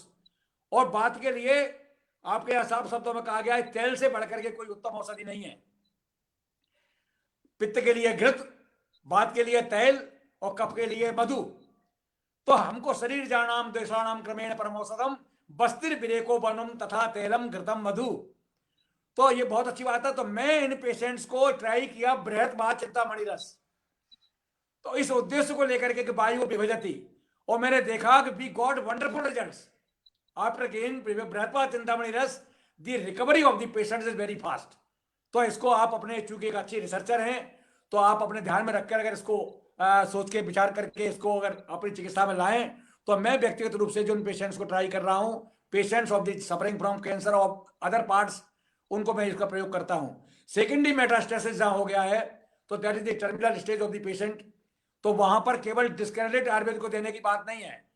चाहे वो एलोपैथी में रहेगा, चाहे आयुर्वेद में रहेगा, उसकी परिणति क्या होगी, हम जितना कर सकते हैं वी कैन कंट्रीब्यूट। और आपने बहुत अच्छी चीजें आपके सामने रखी कि आयुर्वेद की चिकित्सा की एक सीमा रेखाएं हैं और इम्यूनिटी को बूस्ट करने के लिए हमको प्रयास करना चाहिए, हाइजीन को मेंटेन रखना चाहिए। तो आपने बहुत अच्छी चीजें हमारे साथ साझा की, बहुत बहुत धन्यवाद। आपका जो अनुभव है निश्चित रूप से विद्यार्थियों के लिए और हमारे चिकित्सकों के लिए, हमारे प्रैक्टिशनर्स के लिए बहुत लाभकारी होगा। Thank you very much for sharing your wonderful experience doctor Kamini ji. अब मैं अवनीश जी, अब हमारी नेक्स्ट स्पीकर को आप आमंत्रित करें, शांति जी को, कि वो अपना अनुभव शेयर करें। उसके बाद आप अंजना जी को बुलाएं प्लीज। मैं निवेदन करूंगा डॉक्टर शांति चौधरी मैम से कि आप diagnosis and prevention of cervical cancer इस विषय पे अपने उद्बोधन से हम सभी को अनुग्रहित करेंगे। Doctor Shanti Chaudhary ma'am. सभी लोगों को मेरा प्रणाम। मैं सबसे पहले आभार ज्ञापन करना चाहूंगी विश्व आयुर्वेद मिशन के अध्यक्ष डॉक्टर GS तोमर साहब का, जो इतने बढ़िया जागरूकता कार्यक्रम करवाते हैं, स्वास्थ्य के लिए इतनी ज्यादा समर्पित है। इनका समर्पण हम सब जानते हैं और उससे लोग लाभान्वित होते हैं निश्चित ही। कितनी बढ़िया बात आज डॉक्टर पूजा भारद्वाज जी ने बताया कि हर 7 मिनट में, मतलब हमारे लिए कितनी ये एक अलार्मिंग बात है कि हर 7 मिनट में एक महिला मर रही है आज भी सर्वाइकल कैंसर से, जबकि हम लोग सर्वाइकल कैंसर से बचाव के इतने उपाय कर रहे हैं। और उन्होंने बताया कि कितना आसान है, अगर हम आंवला है, पपीता है, गिलोय है, इसका अगर हम रोज सेवन करें तो काफी कुछ हद तक हम इससे अपना बचाव कर सकते हैं। डॉक्टर सीमा द्विवेदी ने लक्षणों के बारे में बहुत महत्वपूर्ण जानकारी दी। उन्होंने बताया कि जैसे हम लोग बहुत आम बात समझ लेते हैं कि अगर मासिक अनियमित हो रहा है तो एक साधारण सी बात समझ लेते हैं, या योनि स्राव अधिक हो रहा है या बदबूदार हो रहा है तो भी उसे बहुत एक सीरियसली नहीं लेते हैं। गंभीरता से लेना है। ऐसा जरूरी नहीं है कि सर्वाइकल कैंसर की वजह से ऐसा हो रहा हो, लेकिन संभावना बनती है तो अच्छा यही होगा कि समय रहते चिकित्सक से जांच करा ली जाए। डॉक्टर कामिनी दीवान को सुनना तो हमेशा ही बहुत ही, दीवान साहब को सुनना बहुत सुखद होता है। कामिनी जी इतने सरल शब्दों में बात को रखती हैं, कितना बढ़िया उन्होंने कहा कि जननांगों का द्वार है योनि, और द्वारपाल अगर स्वस्थ होगा, स्वच्छ होगा तो भी वो सबकी सुरक्षा कर सकता है। तो अगर हमें जननांगों को स्वस्थ रखना है, पूरी प्रजनन प्रणाली को अच्छी तरह रखना है, तो उसके लिए जरूरी है कि हम अपने सर्वाइकल सर्विक्स पे बहुत ध्यान दें, उसकी हेल्थ पे बहुत ध्यान दें, क्योंकि ये उन्होंने बताया कि एक बहुत ही कोमल अंग है। तो जो गर्भ निरोधक, उन्होंने बताया कि गर्भ निरोधक गोली लेने से भी हो सकती है, संभावना बनती है, तो इसलिए सतर्क हो जाएं। अक्सर ये देखा गया है कि लोग बिना चिकित्सक की सलाह के भी गोलियां खाना शुरू कर देते हैं, क्योंकि बहुत आसान सा लगता है उनको कि ये गर्भ निरोधक बहुत आसान है लेना। तो ऐसे अगर ले रही हैं महिलाएं तो उन्हें सतर्कता बरतनी चाहिए। तो विद्वान जनों ने बहुत सारी बातें बताई कि कैसे इसके क्या क्या लक्षण होते हैं, उपचार के क्या क्या उपचार संभव है इसका, और आयुर्वेद में इसका क्या उपचार है, इसके बारे में डॉक्टर कामिनी ने बहुत ही सुंदर ढंग से बताया।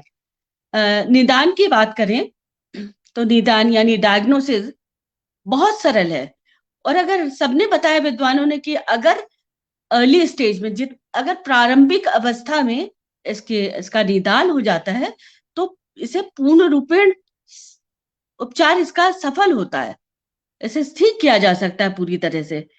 तो अगर हमारी कोशिश क्या होनी चाहिए कि प्रारंभिक अवस्था में ही इसकी जांच हो जाए। अब आपने देखा कि अब तो 21 साल कर दी गई है उम्र, कम से कम उम्र शादी की 21 साल होनी चाहिए, और लोग जागरूक भी हो गए हैं, स्वच्छता के लिए भी जागरूक हो गए, लेकिन उसके बावजूद सर्वाइकल कैंसर अभी दूसरा सबसे ज्यादा महिलाओं में होने वाला, पहले कैंसर था, अब स्तन कैंसर पहले नंबर पे आ गया और दूसरे नंबर पे सर्वाइकल कैंसर है, लेकिन आज भी स्थिति बहुत शोचनीय है। तो हर महिला को इसके लिए जागरूक करना है। ये एक मिथ्या धारणा महिलाओं में प्रचलित है कि 35-40 साल की उम्र के बाद कैंसर होता है महिलाओं को, ये एकदम गलत है। आज बहुत कम उम्र की महिलाओं को भी सर्वाइकल कैंसर होते देखा जा रहा है। तो हमें जरूरत है कि हम, जब लड़कियां पढ़ रही हैं विद्यालय में, स्कूल जाने वाली, कॉलेज जाने वाली लड़कियों को, इनको हम स्वास्थ्य प्रशिक्षण दें, स्वास्थ्य शिक्षा दें, उन्हें जागरूक करें कि अगर आप शुरू से सतर्क रहेंगे, अपने खान पान पर ध्यान देंगे, नियमित व्यायाम करेंगे, तो आप आगे आपका स्वास्थ्य बेहतर रहेगा और आप इस तरह की बीमारियों की चपेट में नहीं आएंगे। इस कार्य के लिए स्वयंसेवी संस्थाओं को भी सामने आना चाहिए। एक बहुत ही सरल सा निदान के लिए एक उपाय है पैप स्मीयर जांच, जिसमें ना कोई किसी तरह की तकलीफ होती है महिला को, सिर्फ योनि से स्राव निकाल के उसकी जांच कर ली जाती है और आसानी से पता चल जाता है। और कॉल्पोस्कोप एक यंत्र होता है जिससे किसी भी अंग को करीब 20 गुना बड़ा देखा जा सकता है। तो इससे अगर योनि में किसी भी तरह का घाव है या किसी भी तरह की कोई लालिमा है या किसी तरह की भी कोई तकलीफ है, तो उसे बहुत आसानी से पकड़ा जा सकता है और बहुत आसानी से, ना किसी में इसमें किसी तरह का कोई कष्ट होता है महिला को ये जांच कराने में। तो अगर हम कैंप लगा के इस तरह की जांच करें कि महिलाओं के लिए स्वास्थ्य परीक्षण के हम कैंप लगाएं और उसमें पैप स्मेयर जांच भी सबकी करें और उसमें कोलोनोस्कोपी गाइडेड अगर जांच होगी, पैप स्मेयर लिया जाएगा तो वो एकदम सटीक जगह से लिया जाएगा और बहुत उसके परिणाम बहुत सही आएंगे। तो इसलिए इसके लिए ज्यादा अच्छा यही होगा कि अगर शिविर लगाए जाए, क्योंकि महिलाएं इतनी अपने स्वास्थ्य के लिए इतनी चैतन्य नहीं होती कि वो जाएं बिना किसी तकलीफ के जाएं और अपनी जांच कराएं। और जैसे सारे विद्वान वक्ताओं ने बताया कि ये बहुत ही धीरे धीरे धीरे धीरे बढ़ने वाला कैंसर होता है, सर्वाइकल कैंसर। तो ये 10 साल का अंतराल बहुत बड़ा अंतराल होता है। इस अंतराल के बीच ही अगर पता चल जाए, जो जिस वायरस की वजह से ये होता है, ह्यूमन पैपिलोमा वायरस, वो तो बहुत सारी उससे प्रभावित होती हैं महिलाएं, बहुत सारी महिलाएं संक्रमित होती हैं, लेकिन कैंसर सब में नहीं पनप पाता। लेकिन अगर पहली स्टेज पे ही पता चल गया, अगर किसी को ये पता चल गया कि हाँ वो संक्रमित है इस वायरस से, तो पहले ही अगर वो चिकित्सक से अगर उपाय ले ले, इलाज ले ले, तो उसे फिर आगे भविष्य में सर्वाइकल कैंसर नहीं होगा, काफी बचाव होगा। और एक अच्छी बात है कि अब इसके बचाव के लिए वैक्सीन उपलब्ध है, जिसे HPV वैक्सीन कहते हैं। अब ये जब प्रमोट करती हैं डॉक्टर्स कि इसको कम उम्र में लगा लिया जाए, यानी जैसे ही रजस्वला होती है लड़की वैसे ही लगा लिया जाए, उसके कई सारे कारण हैं। ये अगर सुझाव देती हैं तो लोग ये कहते हैं कि इतनी कम उम्र की लड़की को क्यों लगाया जाए? क्या हमारे यहाँ क्या यौन संपर्क करती हैं छोटी लड़कियां? नहीं, लेकिन जब से संक्रमण होने की संभावना है, अगर उसी समय हम सुरक्षा के उपाय कर ले तो वो कहीं सार्थक उपाय होंगे। तो इसलिए, लेकिन अगर वैक्सीन लगवा लिए जिन लोगों ने, तो ये भी जानना बहुत जरूरी है कि HPV वैक्सीन लगा लेने मात्र से आप सुरक्षित नहीं हो गए, तब भी आपको बचाव के सारे उपाय करने चाहिए।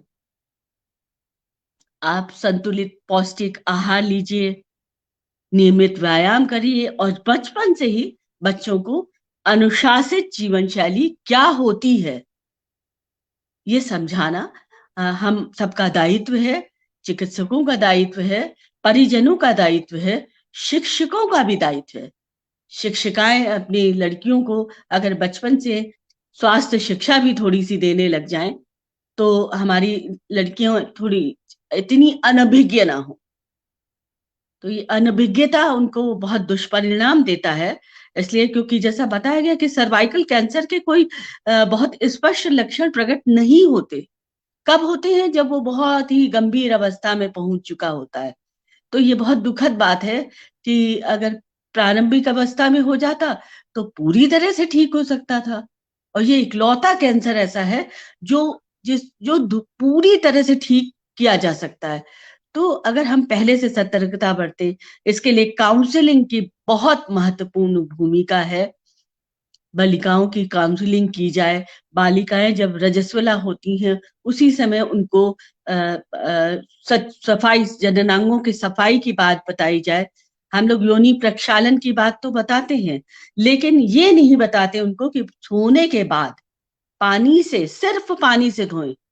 अक्सर लोग किसी कीटनाशक घोल को डाल के और तब साफ सफाई करते हैं, तो ये बहुत घातक हो सकता है, घातक परिणाम इसके देखे जा सकते हैं। क्योंकि जैसा बताया डॉक्टर कामिनी ने कि ये बहुत ही कोमल अंग होता है।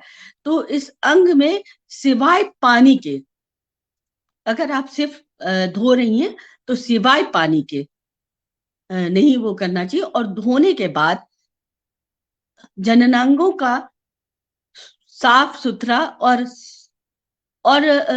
उसमें पानी नहीं होना चाहिए, सूखा होना भी जरूरी है।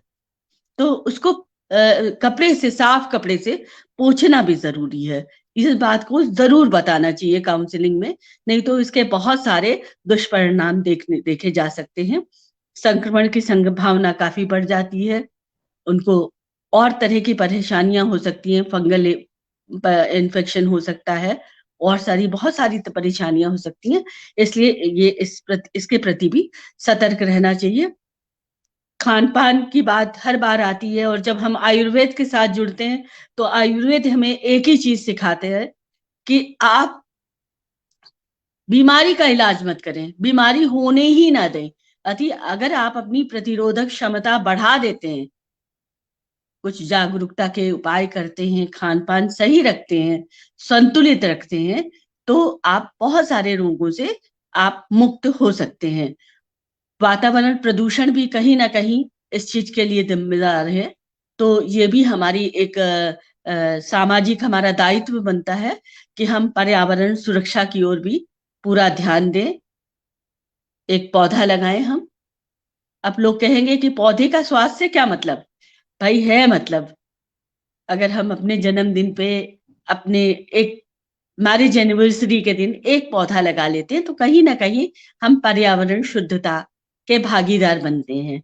तो इस ओर ध्यान देने की बहुत जरूरत है।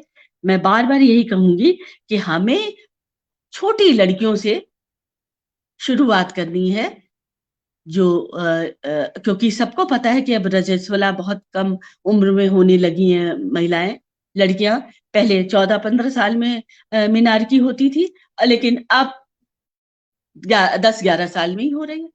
तो 10 साल की उम्र बहुत कम उम्र होती है। इस समय हमारी ज्यादातर लड़कियों को इसकी जानकारी नहीं होती है। तो अगर हम शुरू से पूरे उनको ये जानकारी दे दें, ये समझा दें, हम हर चीज में संकोच करते हैं, और स्वास्थ्य के प्रति तो महिलाएं कुछ ज्यादा ही संकोचशील होती हैं।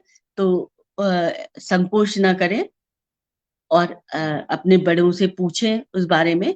और बड़ों का ये फर्ज बनता है, ये उनका उत्तरदायित्व है कि लड़कियों को वो स्वास्थ्य सुरक्षा के बारे में पूरी जानकारी समय रहते दें। समय चूक पुनि क्या पछताने, जब आपने समय से उनको नहीं बताई चीज, और अनभिज्ञता के कारण वो बहुत सारी बीमारियों के शिकार हो गई। उनमें से एक सर्वाइकल कैंसर भी है। तो क्या मतलब है इस चीज का? तो इसलिए हमें स्कूल कॉलेजेस में लड़कियों को प्रशिक्षित करना, स्वास्थ्य के प्रति सचेत करना बहुत बहुत जरूरी है। और काउंसलिंग के द्वारा ही हम इसे कर सकते हैं। हम बड़े समझदारी से उन्हें वो बातें बताएं जो उनके लिए जाननी जरूरी है, और उनको बातों को बताते समय इस बात का जरूर ध्यान रखें कि वो इसे किसी बोझ के रूप में ना लें, ये ना सोचने लग जाए कि हम कैंसर पीड़ित हो जाएंगे। अगर ऐसा नहीं किया तो आगे ऐसे होने की संभावना होगी। तो इस संभावना के प्रति अगर हम सतर्क कर दें तो शायद हम स्वास्थ्य सुरक्षा में अपना योगदान दे सकेंगे। बहुत बहुत आभार।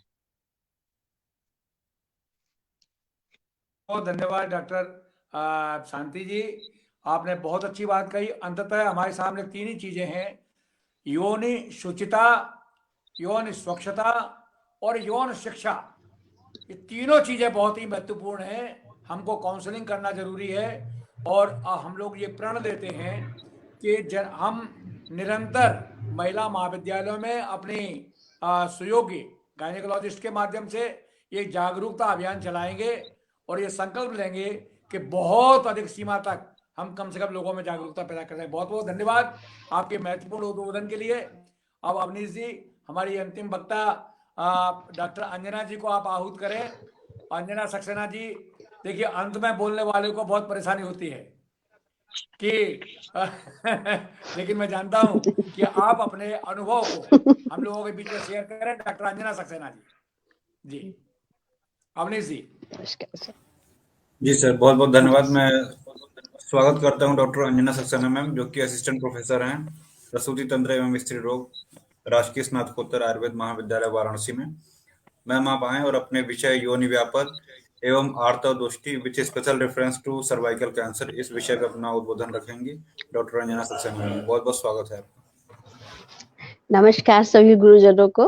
विश्व आयुर्वेद मिशन के इस मंच पर आदरणीय तोमर सर अध्यक्ष जी को मेरा नमस्कार है। पूजा मैडम आपको मेरा नमस्कार है। कामनी मैडम नमस्कार है, और शांति मैडम आपका भी नमस्कार है। और इतना अच्छे से संचालन करने वाले हमारे अनुज डॉक्टर अवनीश, जो कि सतत लगे रहते हैं इन कार्यों में, इनको तो बहुत बहुत धन्यवाद और इनका आभार है।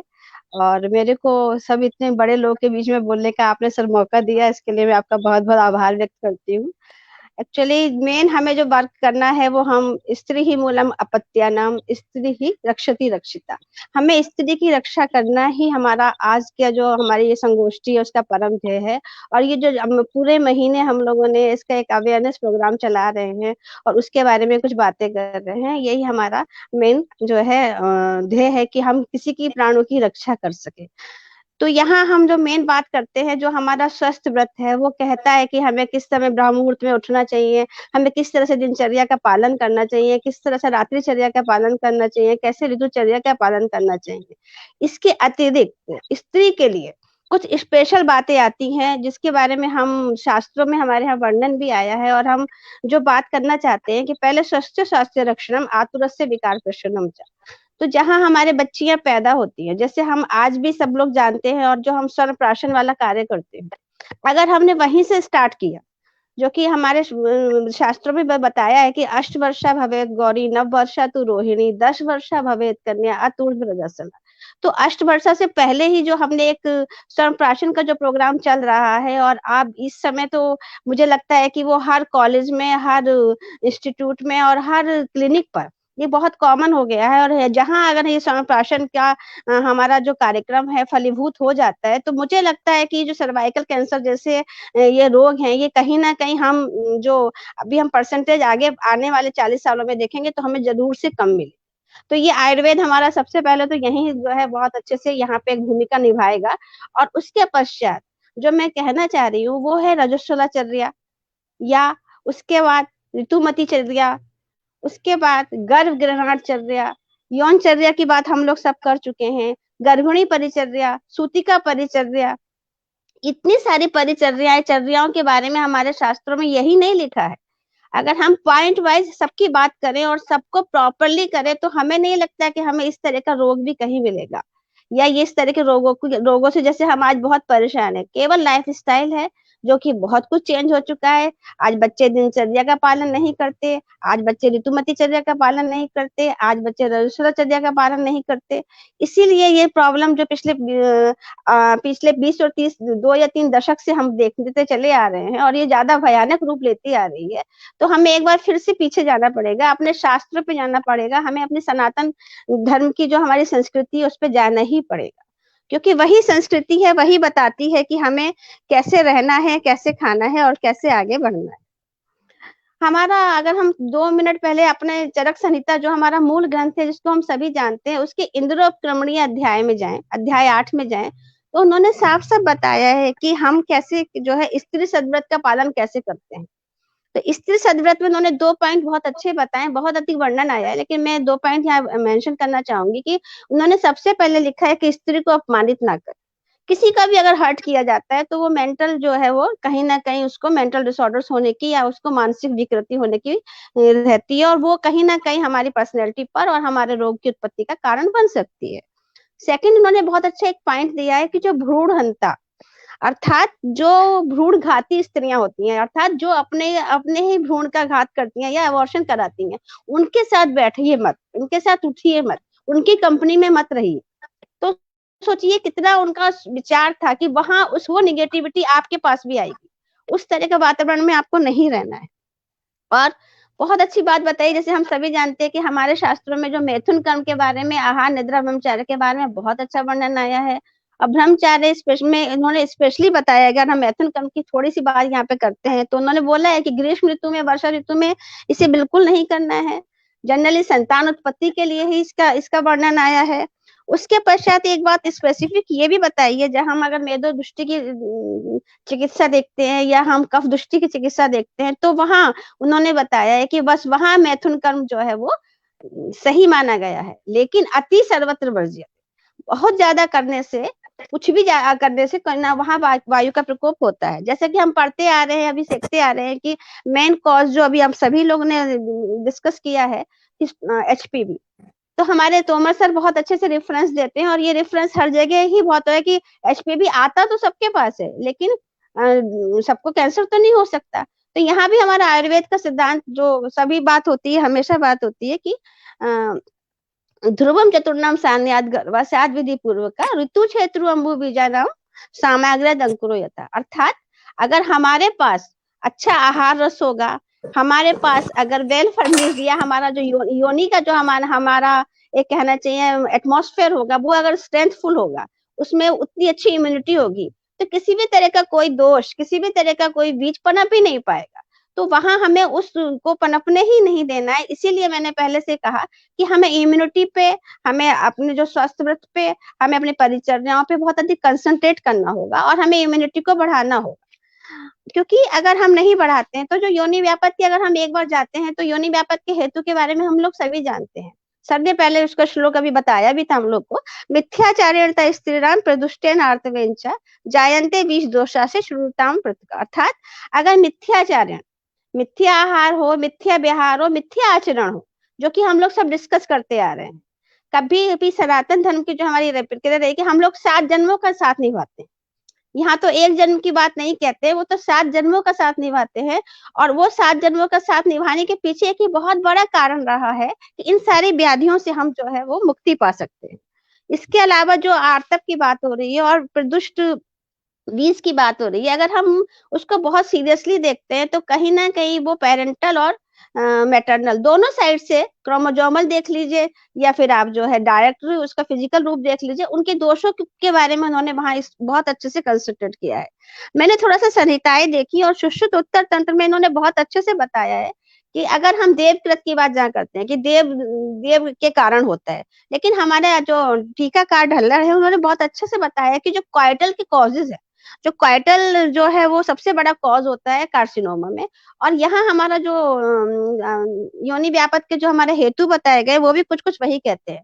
सबसे अच्छा कॉज उन्होंने बताया, सबसे मेन कॉज बताया कि जो जनरली क्या होता है कि क्वाइटस जब किया जाता है इन मल नरिश्ड एंड इमेच्योर स्टेटस की गर्ल्स में, जनरली हमारे यहाँ जो एक स्टेटस है लेडीज का या गर्ल्स का, जैसे हम लोग डिस्कस करते आ रहे हैं, हीमोग्लोबिन लेवल कम है, उनका प्रॉपर न्यूट्रिशन नहीं है, वो माल न्यूरिश्ड हैं, समटाइम्स उनको ट्यूबरक्लोसिस जैसी प्रॉब्लम्स भी नहीं है। जब हम लोग पढ़ाई करते थे ऐसे पेशेंट हमें बहुत मिलते थे, आज ट्यूबरक्लोसिस, अब HIV है, टॉर्च है, इसके अलावा तो हम कोविड से सब जूझ ही रहे। तो इस तरह में अगर हमारा पेशेंट प्रॉपरली स्वस्थ नहीं है और उसके साथ इस तरह का इंटरकोर्स किया जा रहा है तो वो नेचुरल सी बात है कि वो उसके आगे के जो परिणाम होंगे वो अच्छे नहीं होंगे। इसके अलावा जो कुछ चीजें जो कि कही जाती है कि लार्ज पेनाइल इंसर्शन हुआ, ये हमारे शास्त्रों में भी बताया गया है कि आपको प्रॉपर अगर मैच के साथ अगर मैरिज नहीं हो रही है या डिस मैचेज मैरिज हो रही है तो उसके दुष्परिणाम देखने को आते हैं। एक्सेसिव फोर्सफुल अगर जो होता है क्वाइटस होता है वो भी अच्छा नहीं होता है। इसी तरह से शारंगधर ने भी एक बहुत अच्छे से वर्ड बोला है, उन्होंने कहा है अदक्ष पुरुषोत्पन्न, पुरुष जो है वो अदक्ष है तो भी ऐसे केसेस में सर्वाइकल जो है प्रॉब्लम्स या योनि रोग उत्पन्न हो सकते हैं। इसके अलावा बागभट्ट जी ने जो अभी हम बात कर रहे थे कंट्रासेप्टिव पिल्स के बारे में, तो हमारे बागभट्ट जी का भी एक बहुत अच्छे से मत आया है। उन्होंने कहा है कि आप द्रव्य का यूज मत कीजिए या कोई भी ऐसी चीज वहां पे मत रखिए योनि के पास जिससे कि वो योनि, जैसे मैडम अभी बिल्कुल बता रही थी कि हमें वेजाइनल वॉश के लिए पानी यूज करें, वो ज्यादा सेफ रहता है, ना कि हमें केमिकल यूज करना है। समटाइम्स हमें कंट्रासेप्शन के लिए कुछ पेशेंट जो होते हैं कई चीजों का बहुत ज्यादा यूज करते हैं, कुछ मेडिसिन तो लेते ही लेते हैं, समटाइम्स बैरियर मेथड्स की तरह भी यूज करते हैं। वो सारे जो कॉम्प्लिकेशंस जो है अभी तो नहीं पता चलते हैं, लेकिन जैसे हमारे शास्त्रों में बताया गया है कि हमने आज जो किया है, जो हेतु आज किया है, उसकी संप्राप्ति होने में समय लगेगा। और इस रोग में भी हमने यही देखा है कि स्टार्टिंग में अगर हमने उसको नहीं चिकित्सा की या जैसे कहते हैं कि दोष जहां हमारे कुपित हुए उसको अगर हमने वही नहीं रोका तो फिर वो हमें कहीं ना कहीं उसकी किसी न किसी रूप में लक्षण मिलेंगे। मैडम जैसे बता रही थी कि हम जो योनि को, सच बात है कि योनि जो है वो गर्भाशय का द्वार है और हमारे शास्त्र में भी बताया गया है, अष्टांग संग्रह अध्याय शारीर के अगर हम पढ़ने जाते हैं तो इंदु टीका कहते हैं, इंदु टीकाकार हमारे कहते हैं योनि बीजम न ग्रहणति गर्भाशय न प्राप्त, अर्थात अगर योनि बीज को ग्रहण नहीं कर पाएगी तो कभी भी गर्भाशय को गर्भ प्राप्त नहीं हो सकता। मतलब है कि हमारी योनि जो है, या जिसे हम यहाँ सर्विक्स भी कह सकते हैं, सर्विक्स ही जो है वो गर्भ उत्पत्ति के लिए, गर्भ जो है और गर्भाशय के सारे कार्य के लिए सर्विक्स जो होती है वो मेन कारण होती है।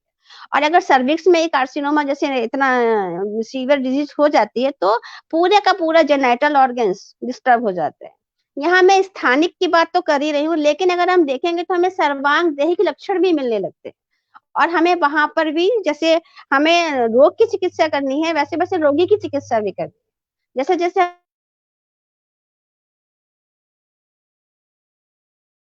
हमें प्रत्यक्ष अनुमान और इसको भी देखना है। कहीं पेशेंट को आम होगा, अग्निमांद होगा, कहीं ना कहीं गृहिणी रोग होगा, और कहीं ना कहीं उसको उसके सारे सिम्टम्स आगे मिलेंगे। क्योंकि अगर हम योनि व्यापत की बात करते हैं तो हमारे यहाँ हम सभी जानते हैं कि 20 योनि व्यापत की बात आती है। तो 20 योनि व्यापत में जो हमारे पास बाद के योनि व्यापत है, उसमें 2 योनि व्यापत यहाँ कहीं ना कहीं लक्षण मिलते हैं, जिसको विपुलता योनि व्यापत और परिपूर्णता योनि व्यापत। मैं आचार्य सुश्रुत की बात कर रही हूँ। विपुलता नित्य वेदनाम, परिपूर्णताम भवती ग्राम्य धर्म रोग वृषम। 2 कंप्लेन लेके पेशेंट हमारे पास हमेशा आती है, और वो ये कहती है कि मैडम पता नहीं क्यों मुझे लगातार पेन रहता है। और वो जहां भी जो भी व्याधि होती है, या तो हम मानते हैं ये जहां शूल होता है, या हमारी कोई भी योनि की व्याधि बिना वात की दृष्टि के नहीं होती है। तो और ये लक्षण बहुत कॉमनली मिलता है। और अगर हम देखें, यहाँ हम कंसंट्रेट हो, यहाँ हम एग्जामिन करें, यहाँ हम पेपर करा लें, हमें जरूरत पड़े तो हम जो है आगे भी जाए, एंडोमेट्रियल बायोप्सी कराएं, सर्वाइकल बायोप्सी कराएं, और इससे ज्यादा जरूरत पड़े तो हम कॉल्पोस्कोपी भी कराएं। जैसे मैडम ने कहा कि हमें पेशेंट, हमने लुक देखा तो हमें एकदम बहुत अच्छे से लुक लग रहा था, पेपर स्मेयर भी नॉर्मल आ रहा था, लेकिन कहीं मेरे माइंड ने, मेरे एक्सपीरियंस ने मुझसे कहा कि नहीं, मैं इसका ये टेस्ट करा लेती हूँ। मैडम ने कराया और वो 3rd ग्रेड का हमें कैंसर मिला। तो यहाँ हमें बहुत ही कंसंट्रेट होना पड़ता है, और बहुत ही कहते हैं ना सूक्ष्म बुद्धि के साथ, पेशेंट की आत्मा के साथ हमें जुड़ना पड़ता है, और कहीं ना कहीं हम उसको बहुत अच्छे से देख पाएंगे। या हम कई पेशेंट हमको भी ऐसे अनुभवी मुझे मिले हैं कि हमने पेशेंट को लग रहा है कि नहीं, इसको ये जो इसकी कंप्लेन है, जनरल कंप्लेन को लेके हमें कहीं कंसंट्रेट हुए, और हमें स्पेशल पेशेंट को कार्सिनोमा मिला, और हमने उसको बहुत जल्दी स्टेज में जो है डायग्नोज किया, और उसको बहुत अच्छे से ट्रीट भी किया। समटाइम्स उसका अग्निकर्म किया जाता है, समटाइम्स क्षारकर्म किया जाता है। जैसे मैडम ने बताया, योनि पूरन इज द बेस्ट थिंग, हम लोग भी, और सबसे इजी होता है योनि पूरन, जो कि पेशेंट को पेन नहीं होता।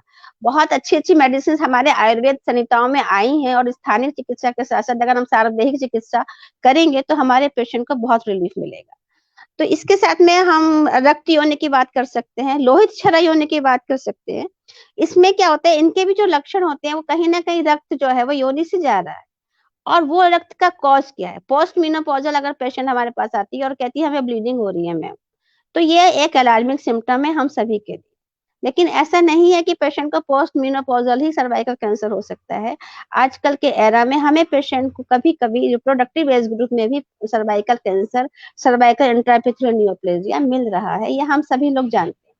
तो यहाँ हमें वही कहते हैं कि उस सूक्ष्म दृष्टि से देखना है पेशेंट को। और जैसे वो जो हमारे शास्त्रों में क्रिया काल का वर्णन आया है, तो संचय अपहता दोषा न, तो स्टार्टिंग में अगर हम दोषों का अपहरण कर लेते हैं तो भवंती न उत्तरो गति, वो आगे जो है बलवान गति के रूप में बलवान नहीं होने पाएंगे। ये शास्त्र कितना अच्छा बताता है कि पहले ही हमें जो संचय होने से पहले ही, फिर उसके बाद अगर वो प्रकोप तो होना ही नहीं चाहिए, अगर वो प्रकोप अवस्था में तो फिर प्रकोप अवस्था में हमें तुरंत उसको जो है जज करना है। संचय प्रकोप प्रशमन, इसके अलावा उन्होंने स्थान संचय व्यक्ति भेद, मतलब पूर्व रूपावस्था तक भी बताया है कि अगर आप किसी भी व्याधि का चिकित्सा अगर आप पूर्व रूपावस्था भी कर लेंगे तो आप बहुत अच्छे से उसको जान पाएंगे। आर्तव दृष्टि की बात हम करते हैं, तो आर्तव दृष्टि में जो 2 या 3 आर्तव दृष्टि, जो सन्निपात की बात मैडम ने अभी बिल्कुल संप्राप्ति बहुत अच्छे से बता ही दी है। तो उसमें एक वर्ड आया है कुड़ब ग्रंथि, एक वर्ड आया है ग्रंथि आर्तव, और एक वर्ड है पूती पुए आर्तव। मतलब कि जैसे कि इसमें क्या होता है, गुड़बंदी का मतलब होता है कि जो आर्तव आ रहा है या जो डिस्चार्जेज आ रहे हैं, या पेशेंट कह रही मैडम उसमें बहुत स्मेल आती है। वो स्मेल कैसी होती है, जो रक्त जब सड़ जाता है, जैसे कहीं लगता है कि खून कहीं सड़ रहा है तो वो स्मेल जो आती है वो उसको लगती है। या कभी कभी उसको खुद कंप्लेन करती है कि मैडम हमें लग रहा है जैसे मेरे आर्तव में या मेरे मेंस्ट्रुएशन ब्लड में या मेरे डिस्चार्जेज में मूत्र जैसी स्मेल आ रही है। समटाइम्स वो कहती है मेरे डिस्चार्जेज में कभी कभी जो है वो पुरुष जैसी या स्टूल जैसी स्मेल आ रही है।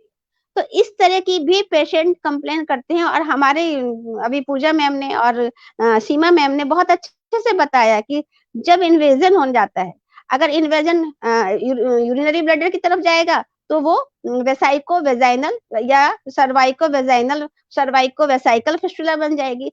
समटाइम्स यूटेरो वेसाइकल फिस्टुला बन जाएगी। और समटाइम्स अगर इन्वेजन जो है पोस्टीरियरली चला जाएगा, रेक्टम साइड में चला जाएगा, तो रेक्टो यूटेराइन या रेक्टो सर्वाइकल फिस्टुला बन जाएगी। और वो जो एक कहना चाहिए एक पाथवे बन जाएगा, उस पाथवे के थ्रू वेजाइनल से भी जो है वो मटेरियल, चाहे वो यूरिन मटेरियल एंटीरियरली होगा तो यूरिन और पोस्टीरियरली होगा तो वो, तो हमारे शास्त्रों में कितना पहले से इसका वर्णन आया है और वो कितने दिव्य चक्षुओं से उन्होंने इस बात को बताया है। अब हम ये देखना चाहते हैं कि वो कैसी अवस्था उनकी रही होगी, या हम आज कहते हैं ना लाइफ स्टाइल बहुत ज्यादा बिगड़ गया, या ऐसे लक्षण पहले भी मिलते थे, बस केवल हमारे पास जो रेशियो था वो बहुत कम था। आज का रेशियो बढ़ रहा है और हमें यहाँ पर आयुर्वेद के एक कहना चाहिए छात्र होने के कारण, छात्रा होने के कारण और उसके एक हमेशा कहना चाहिए उसके उसमें तल्लीन रहने के कारण मेरा एक मन यही करता है कि हम किसी भी तरह क्वालिटी लाइफ दे पाए, इस रोग को पेशेंट को होने से बचा पाए। अगर वो किसी प्रारंभिक अवस्था में है तो उसको जरूर से जरूर जल्दी से जल्दी हम उसको आइडेंटिफाई कर पाए और उसका प्रॉपर ट्रीटमेंट कर पाए।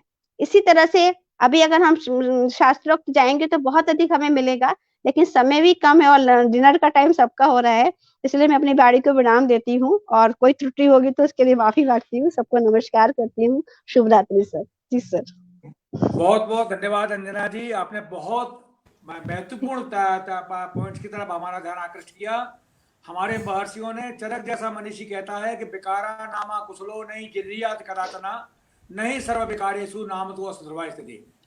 आज जो हमारे परिवेश में जो व्याधियां वर्णित की गई हैं, हमारे महर्षि प्रारंभ से ही कहते हैं एवं आविष्कृता नाम व्याधि नाम व्याख्या श्यामा, we are describing only those disorders which are invented, which are in the light. If you face any new problem, then you will have to analyze the disease according to Nidan, Dos, Dusya, and treat the disease accordingly. Don't hesitate while you are dealing with the new type of the disorders. और दूसरी बात आपने महत्वपूर्ण बात बताई कि बाता दृते नास्त रुजा न पाका पित्ता दृते नास्त कपाच पूया। शरीर में कहीं सूल हो रहा है तो बात का इन्वॉल्वमेंट है। अंततः सारी चिकित्सा का जो मूल है वो हमारा बात का प्रशमन, आपका सर्वाइकल कैंसर हो, किसी तरह की स्टेज हो जहाँ पेन हो रहा है, तो उसमें प्राइमरी हमारा लॉजिक होता है we have to control the vata dosha. बात श्योपकर्मा स्नेह स्वेदन संशोधनम मृदु, स्नेहन और स्वेदन।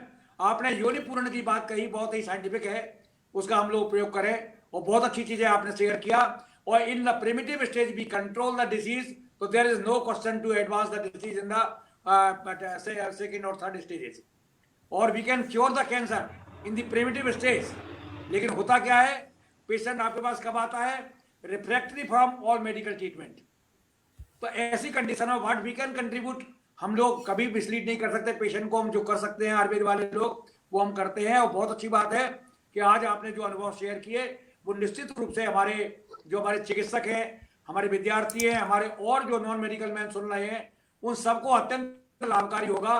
और अवनीश जी के माध्यम से ये हमारे YouTube पे जाएगा और YouTube के माध्यम से लाखों लोग इससे लाभान्वित होंगे। मैं पुनः बहुत बहुत धन्यवाद देना चाहता हूं आज के इस कार्यक्रम की सूत्रधार प्रोफेसर पूजा भरद्वाज मैम को कि आपने आज इसको इनिशिएशन लिया और इस कार्यक्रम के लिए मुझे जो है आदेशित किया कि आप इस कार्यक्रम को आयोजित करें। और डॉक्टर कामिनी जी को कि आप हमारा समय निकाल करके अपने घर के कामों को, मैं भी देख रहा हूँ कि बार बार हमारी तरफ दरवाजा मेरा खुलता है, बंद हो रहा है, मैं भी अब काफी विलंब हो चुका है। तो आप सब लोग अपना समय छोड़ करके इस समय उपस्थित हुए, बहुत बहुत धन्यवाद डॉक्टर शांति जी, डॉक्टर अंजना जी, और विशेष रूप से धन्यवाद डॉक्टर अवनीश जी को जो कि अभी ड्यूटी करके ठीक 7:30 पौने 8 बजे उपस्थित हुए हैं इलाहाबाद में, और यहाँ भी है प्रयागराज में या प्रतापगढ़ में ही है, ड्यूटी से अपने घर पहुंचे हैं और घर पहुंचने के बाद इस कार्यक्रम में हमारे साथ जुड़ गए हैं। तो आपके इस समर्पण को, आपके आयुर्वेद प्रेम को और आपकी इस सान्निध्यता को मैं बहुत बहुत नमन करता हूँ। भगवान धर्मंतरी से कामना करता हूँ कि निरंतर आप इस कार्यक्रम में लगे रहें। ये हम लोगों का 295वां एपिसोड है, 295वें कार्यक्रम हम लोग आयोजित कर चुके हैं कोरोना कालखंड में, और बहुत जल्दी हम लोग जन जागरूकता के अभियान में लगे रहेंगे और आप लोगों का सहयोग मिलता रहेगा तो हम निरंतर आगे बढ़ते रहेंगे। इन्हीं शब्दों के साथ बहुत बहुत धन्यवाद। अवनीश जी इस कार्यक्रम को समापन की तरफ ले चलें और अपने परंपरा के हिसाब से इसका समापन करें। अवनीश जी। बहुत बहुत धन्यवाद सर। कार्यक्रम समापन के पहले मैं डॉक्टर पूजा भारद्वाज मैम से कंक्लूसिव रिमार्क के रूप में मैं सुनना चाहता हूँ, क्योंकि सभी वक्ताओं ने अपनी बातें रखी। मैम बहुत शॉर्ट में अब अपनी बात रखेंगे ma'am, doctor Pooja Bhardwaj ma'am. बहुत अच्छा, बहुत बढ़िया, गुड। मैम अनम्यूट कर लीजिएगा please. Thank you doctor Avneesh. आज का जो ये हम लोग इकट्ठे हुए हैं, जो डिस्कशन हुए हैं, ये बहुत फ्रूटफुल है और सभी के डॉक्टर कामिनी जी, प्रोफेसर कामिनी जैसा कि बताया कि डॉक्टर शांति जी ने कि इनको सुनना हमेशा बहुत अच्छा लगता है, मुझे भी इनको सुनना बहुत अच्छा लगता है। इसलिए जब भी डॉक्टर तोमर कहते हैं कि इसको बुलाए तो हम कहते हैं कि डॉक्टर कामिनी बुला लो ना। अच्छा लगता है, नए मतलब विचारों के साथ आती है, नए इनिशिएटिव्स होते हैं और उसका नया प्रेजेंटेशन इनका जो है वो बहुत मतलब इम्प्रेसिव है। तो मुझे अच्छा लगता है। और डॉक्टर शांति जी ने बहुत अच्छे शब्दों में अपने विचार व्यक्त किए। प्रोफेसर द्विवेदी, सीमा द्विवेदी जी, उन्होंने, डॉक्टर अंजना ने तो पूरा आयुर्वेद ही जो है वो सामने हम लोग सामने खोल के रख दिया पूरा योनि व्यापक से लेके पूरा आत्म व्यापक तक। मतलब थोड़ा सा मजबूर कर देती है कि जाके फिर किताब ढूंढो, जाके देखो, जाके जहाँ के देखा किसी का अपमान नहीं करना चाहिए। तो मुझे लगा मैं जाके आज देखूंगी इसको, जाके मैंने इंद्र अध्याय जो है वो नोट कर लिया है उसको, मैं उसको पढ़ूंगी जाके अभी। अच्छा है, जुड़ने से हम लोगों की नॉलेज भी बढ़ती है, शेयर भी नॉलेज होती है। और डॉक्टर तोमर तो जो है वो तो है ही ऑलराउंडर। मुझे ये समझ में नहीं आता इनको इतने श्लोक याद है या हम लोग बेवकूफ बनाते हैं, थोड़ा उल्टा सीधा जोड़ जाड़ के ये समझ में नहीं आता। याद है मैम, सर को सब याद है, सर को बहुत अच्छे से याद है सब श्रुति का तो बहुत याद है। हाँ, हमारे श्लोकों की यही कब्जा करे बैठे, इनके तो हम नहीं कर पाते हैं, लेकिन जो भी प्रोग्राम श्रुति के सारे याद है सर को। डॉक्टर पूजा, डॉक्टर तोमर स्वरचित जो इनके हैं श्लोक, उनको तो ये व्हाट्सएप पे भेजते हैं रोज। सर ने मैडम योनि व्यापक के श्लोक सुना दिए इतने अच्छे से। जी जी जी, बहुत याद है, पूरा याद था सर को। जी जी। ऐसे हम लोग आगे भी जुड़ते रहेंगे जनहित में, जन सामान्य के हित में।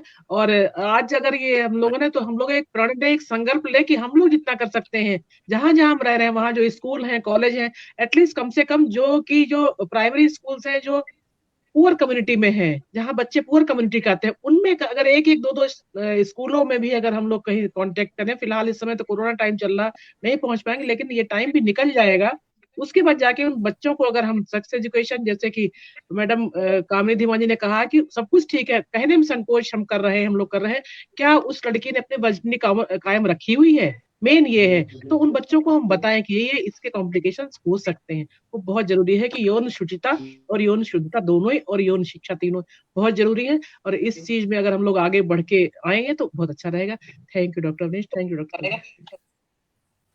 हाँ डॉक्टर पूजा जी, आपके बात से मेरे दिमाग में एक बात आ रही है, अगर आप सब सहयोग करें तो मैं उसको आगे बढ़ा सकता हूँ कि हमको आप लोगों के थॉट्स को लेकर के हम एक ड्राफ्ट तैयार करें और एक छोटा सा एक पैम्पलेट टाइप का 4-5 पेज का हम एक बुकलेट तैयार करें। डॉक्टर अवनीश जी हमारा पूरी मदद करेंगे, आप लोगों के थॉट्स को हम उसमें डाल करके क्या प्रिवेंटिव स्ट्रेटेजी होना चाहिए, बच्चों में एजुकेशन क्या करना चाहिए, तो उन सारे गर्ल्स वाले स्कूल्स हमारे जो हैं उन स्कूल्स में हम डिस्ट्रीब्यूट कराएंगे फ्री ऑफ कॉस्ट।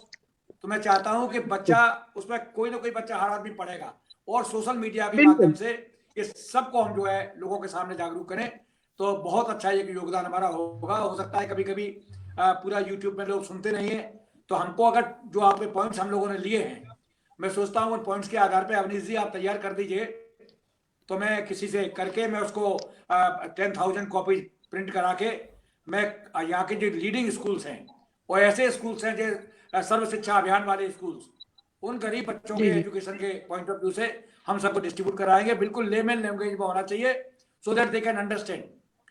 बहुत अच्छी बात है, तो मैं चाहता हूं कि इस प्रयास को हम आगे बढ़ाएंगे और इसमें बहुत बड़ा योगदान आप लोगों का रहेगा, जिससे हम लोग हम सबका सहयोग रहेगा। डॉक्टर हम लोगों को सहयोग रहेगा, इसमें हम लोग करेंगे, पूरा सहयोग करेंगे, तैयार कर लेंगे हम लोग जल्दी तैयार। और हाई लेवल पे सोचे तो सर अगर हम उसको विद्यालय में जो कोर्स है अगर उसमें इसको ऐड करवाना चाहें तो वहां भी हम इसको ऐड कर सकते हैं, जैसे पंपलेट। वो थोड़ा डिफिकल्ट प्रोसीजर होता है, एक्चुअली वो पॉलिसी मेकर्स उसमें करेंगे तो थोड़ा वो डिफिकल्ट होगा हमारे लिए कि जब तक पॉलिसी नहीं बनेगी तब तक वो सब्जेक्ट कुरिकुलम में नहीं आ पाएगा, लेकिन हम लोग इस टाइप से जो है अवेयरनेस दे सकते हैं। मैडम मैं ना ये एजुकेशन बोर्ड की मेंबर हूँ, मैं वहाँ बात रख लूंगी ये बात ना। अरे वाह, पीछे तो मुझे बहुत बुलाया अच्छा, था तो बहुत अच्छी उन्होंने बात है। सिलेबस डिसाइड करने के लिए, तो मैंने उनमें आयुर्वेद के पॉइंट्स के लिए बोला था आप ऐड कर दिए, जो वो हो रहा है। अच्छा, तो फिर बढ़ाया जा सकता है फिर, अगर ऐसा, अगर मैं कहीं उसमें मतलब उसपे आप सजेशन दे दूंगी उनको, है ना। बिल्कुल बिल्कुल ठीक। तो ये बहुत बड़ा कंट्रीब्यूशन होगा हमारा अगर हो हम ऐसा जाएगा। कर पाएंगे तो। Really very nice. बहुत बहुत Thank you धन्यवाद very आप much. सभी लोगों का, बहुत बहुत धन्यवाद। शांति अवनीश मंत्र जी, के साथ हम लोग आप समापन करें। जी। सर्वे भवन्तु सुखिनः, सर्वे सन्तु निरामयाः, सर्वे भद्राणि पश्यन्तु, मा कश्चित् दुःखभाग् भवेत्। ओम शांति शांति शांति। धन्यवाद आप सभी लोगों को। प्रणाम। Thank you very much once again. Thank you sir. सभी लोग को धन्यवाद। Thank you very much. फिर बार बार परेशान करते रहेंगे हम लोग। Thank you thank you sir. नमस्ते नमस्कार मैडम। सर, शुभ रात्रि सभी लोग। जी सर, शुभ रात्रि सभी को। जी सर। नमस्ते। जी सर, जी।